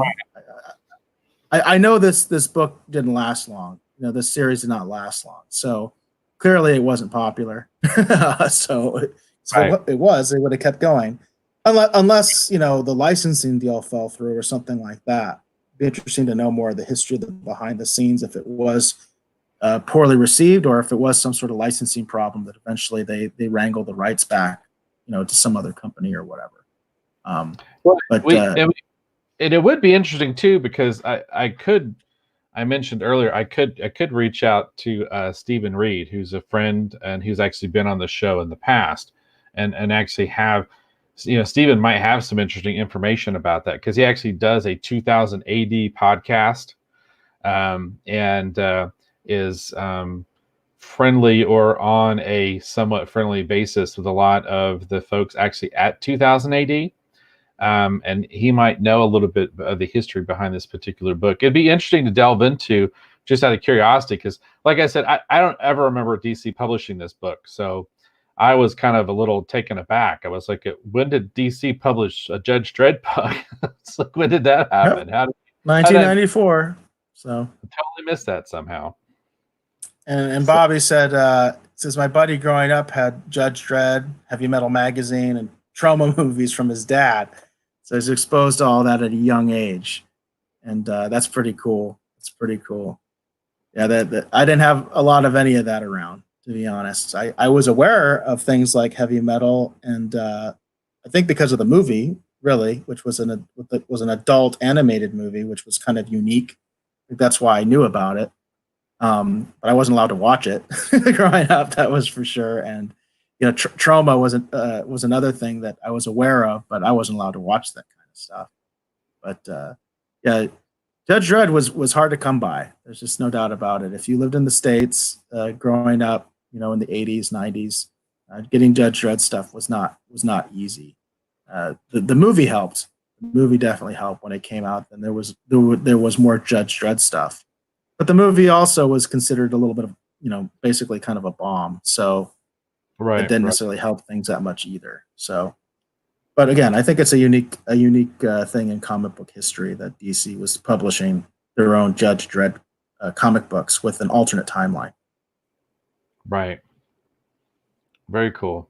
Are we good to move on to the? I have one more pick, and all right, very cool. There we go. All right, so this is my second and last pick for this evening. We typically usually do about three. This is one of my favorite comic books. As most people know, besides having actually worked on Batman a couple of times for DC Comics, I am a huge Batman fan. Batman is my favorite superhero, actually. And this was a really great comic. This is Batman 436. This was actually they did a series of these different stories where they did, of course, Year One, Frank Miller, David Mazzucchelli. Required reading if you're a Batman fan. One of the best Batman stories ever told. It was 4 issues that actually ran in the Batman series. Really great stuff. Then they did a follow-up to that, which was Year Two. Year Two actually features some amazing art, actually initially by Todd McFarlane, who actually worked on that just briefly. Then he actually left that book, and Alan Davis, if I remember correctly, actually came in and finished it out and did an absolutely killer job. That series introduced the character of the Reaper, which Phantasm is an original creation, but I always felt like that Reaper and Phantasm had a lot of connection. If you're a diehard Batman fan, you're aware of what I'm talking about. But this is actually Year Three. The thing that's interesting about Batman Year Three, as you can tell from the cover, this is a George Perez cover. It's a beautiful cover. All these covers done by George Perez are absolutely gorgeous. Obviously, Batman Year Three focuses more on how Batman and Robin actually came to work together. But it also foreshadows some things because you can clearly see Nightwing is actually on this cover as well. So the creative team on this book, I'm just going to read it from the actual the credits here in the comic itself. The writer was Marv Wolfman. The pencils were by Pat Broderick. The inks were by John Beatty, no relation. And the editor for this was actually Denny O'Neil. Denny O'Neil, of course, the legendary Denny O'Neil Batman editor, as well as Batman writer, who I'm also quite fond of because of his work on The Question. But, of course, Marv Wolfman, legendary DC Comics writer, when you consider his work on Titans, the co-creator of Blade, fantastic writer. And Pat Broderick, he kind of came into some fire a few years ago because of some comments that he made in relation to some of the cosplay community, because he felt like that the cosplayers were taking up kind of too much space in the convention circuit for his taste. But Pat Broderick is a fantastic... Who said that, Dave? Pat Broderick did. Interesting. Yeah. Pat Broderick, but he's always been one of my favorite comic artists. He was, when they reintroduced Firestorm into the DC universe, he was the original artist on Firestorm, and he did some great work on Firestorm. He's done some great work on Batman, but he's also done some great work on Green Lantern. He's actually, for me, one of my key Green Lantern artists is actually Pat Broderick. But the artwork in this book is absolutely it's just really cool, and it's a great story because it focuses more on Robin. This takes place after the events that, it takes place in 2 different timelines, one of which is obviously after Jason Todd has died. Spoiler alert, who is the second Robin after Dick Grayson. And then Dick Grayson actually comes back to try and see what state Batman is in. And then in the process of that, we get the whole backstory, of how Dick Grayson became Robin and how they're working partnership as the dynamic duo basically began. But that scan is actually my copy of Batman Year One. This is my actual original copy. I've had this for a very, very long time. I love this book. I can't recommend it enough. I don't know if Year Three is going to set you back this particular issue. I haven't had a chance to research it. They did actually collect this as a trade paperback, I know at one point, this particular series. And they actually took the artwork that George Perez did for these covers, and they actually made a portfolio out of them of just the black and white art, and it is absolutely beautiful. So this is my pick for one of my favorite comics from yesteryear, Batman 436, Year 3, Part 1. So tell me, Eric, were you familiar with this particular comic? No, not at all. Actually, I've heard of Batman Year One, which is a more modern. Frank Miller did Year One, didn't he? I think, yes, Year One actually, came out obviously before Year 3. So yeah, I've heard of that one, but no, I never heard of Year 3. I didn't even know they continued beyond the Year One series. I wasn't aware of that. And Marv Wolfman, you said, wrote this no less, and he's a legendary writer. I mean, I've met Marv Wolfman a couple times. I invited him to the Phoenix Comic-Con, and he took my invitation and all that kind of stuff. So that's kind of cool. He was one of our first big guests for the Phoenix Comic-Con. But yeah, that's pretty neat. That's pretty interesting. Yeah, I was not aware they continued the series with all these different years. Yeah, this particular series of books is really, really good. I've always loved it. So when we were looking for something to pick, it's interesting because I talked before about when we did one of our earlier ones, and we talked about picking books off the spinner rack and getting a hold of Batman books was really difficult. I have this comic because of all the difficulties I was having of getting comics off of the spinner rack. I actually saved up my money and I actually bought a subscription directly from DC Comics for Batman. So this book actually came to me through the mail with a regular, comic subscription. I don't know if people still get just regular comic subscriptions like that anymore. It might be returning with what's going on, but I was pleasantly surprised when I got my subscription, and it started just a couple issues actually before this one. And was just really, really pleasantly surprised. All of the year whatever stories for Batman were really good. Year One is like a classic. I mean, it's an absolute classic. Of course, they've adapted it into an animated film as well, and the animated film is actually quite good. But Year One is definitely a classic. Year Two is a favorite among Batman fans. And for those people who love Todd McFarlane, because it was just fun to see Todd actually draw Batman. A lot of the things that he did later on with Spawn with the cape and stuff, he was doing with Batman, at that point. I didn't even know Todd McFarlane ever did Batman. I thought he was a Marvel guy. I didn't even know that.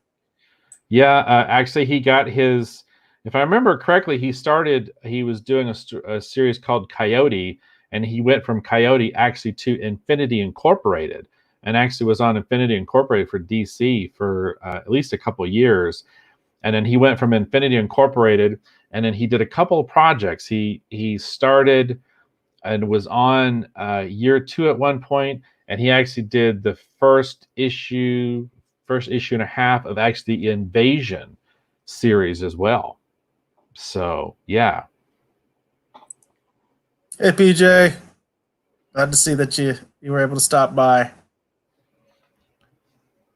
PJ from Orville Nation, stopping by saying hi.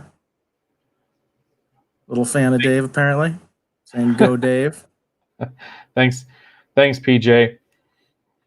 We actually, Peggy Oakes was actually on the show. She came over here and did the hashtag Orville Notion, and she got the sketch cards that we did actually on your show.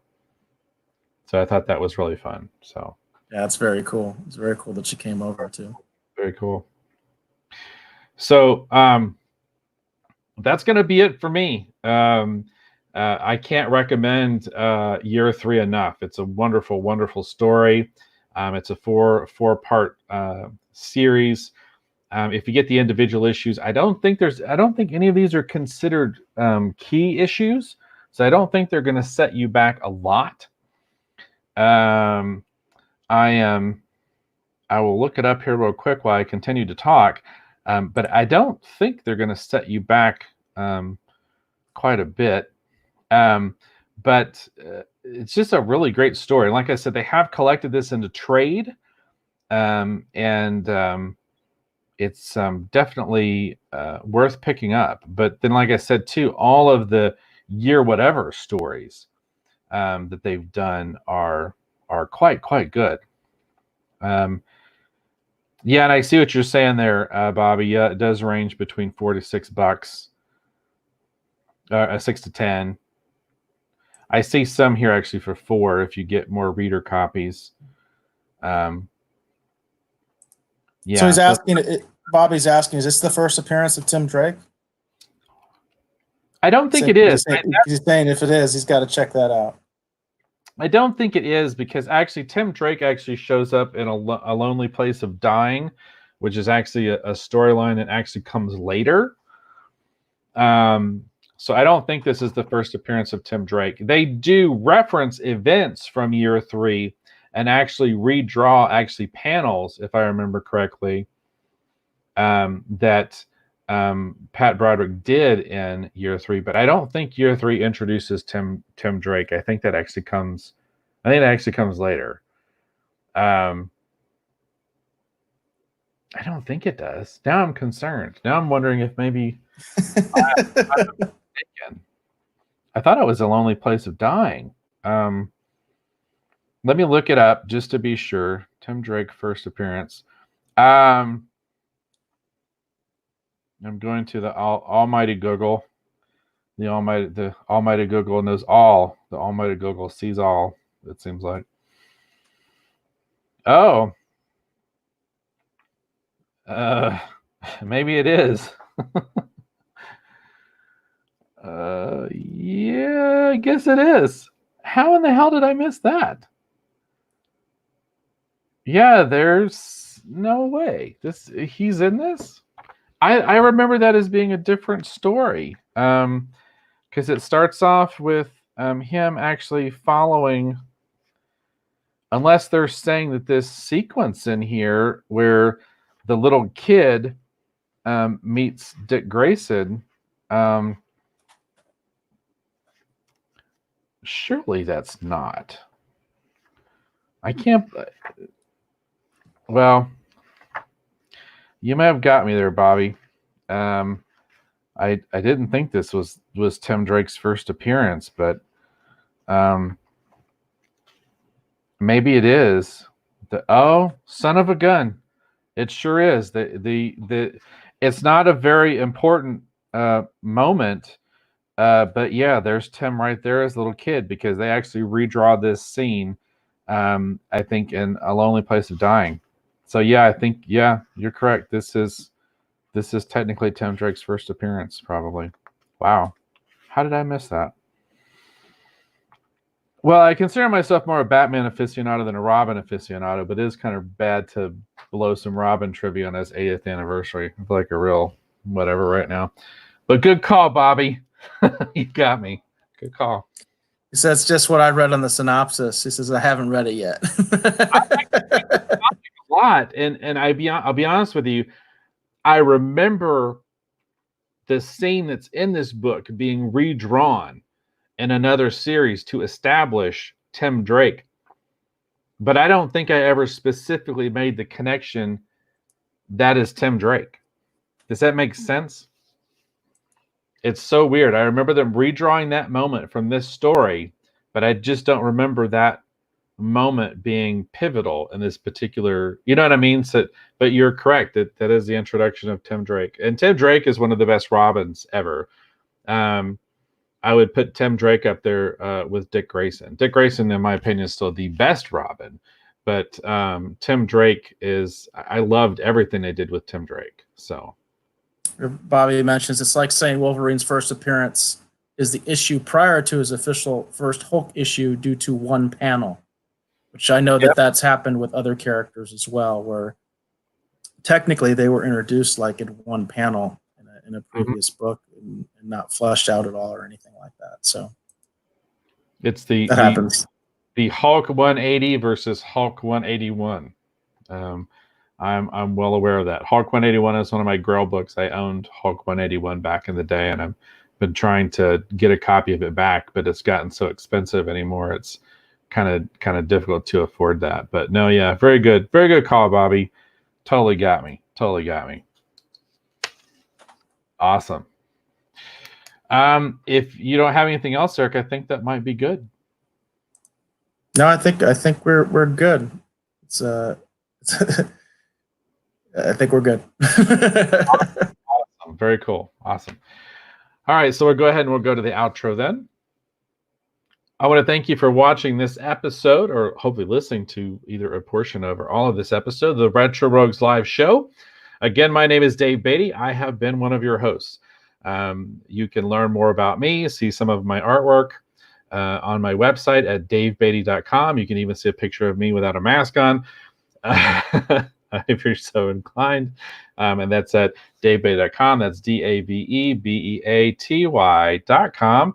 And I want to thank Mr. Eric Alexander, obviously, for being over here and doing these wonderful co-hosting duties and bringing up all those interesting things in the streaming wars and the pop culture news and his own unique perspective on Picard. Please, Eric, tell people where they can learn more about you on the interwebs. I'm most active on Twitter, but also my YouTube and also the Twitch account are all under BaseGod14, BASSGOD14. That is BaseGod14. And as I said, I'm very active on Twitter. DMs are open. You can always contact me to suggest things you might want to see us review. As Dave mentioned, we are going to be looking at doing some of the free streaming providers and some of the more retro movies, TV shows, things like that, because a lot of people are tight on money right now, and it'll be fun for them to be able to watch something on a streaming service that's for free. So we're going to be looking into that. And Bobby Chambers said, to back up, the Dread comics I remember most were the crossover issues with Predator. And that does sound pretty cool. And with that, we will go ahead and leave our viewers with the last word.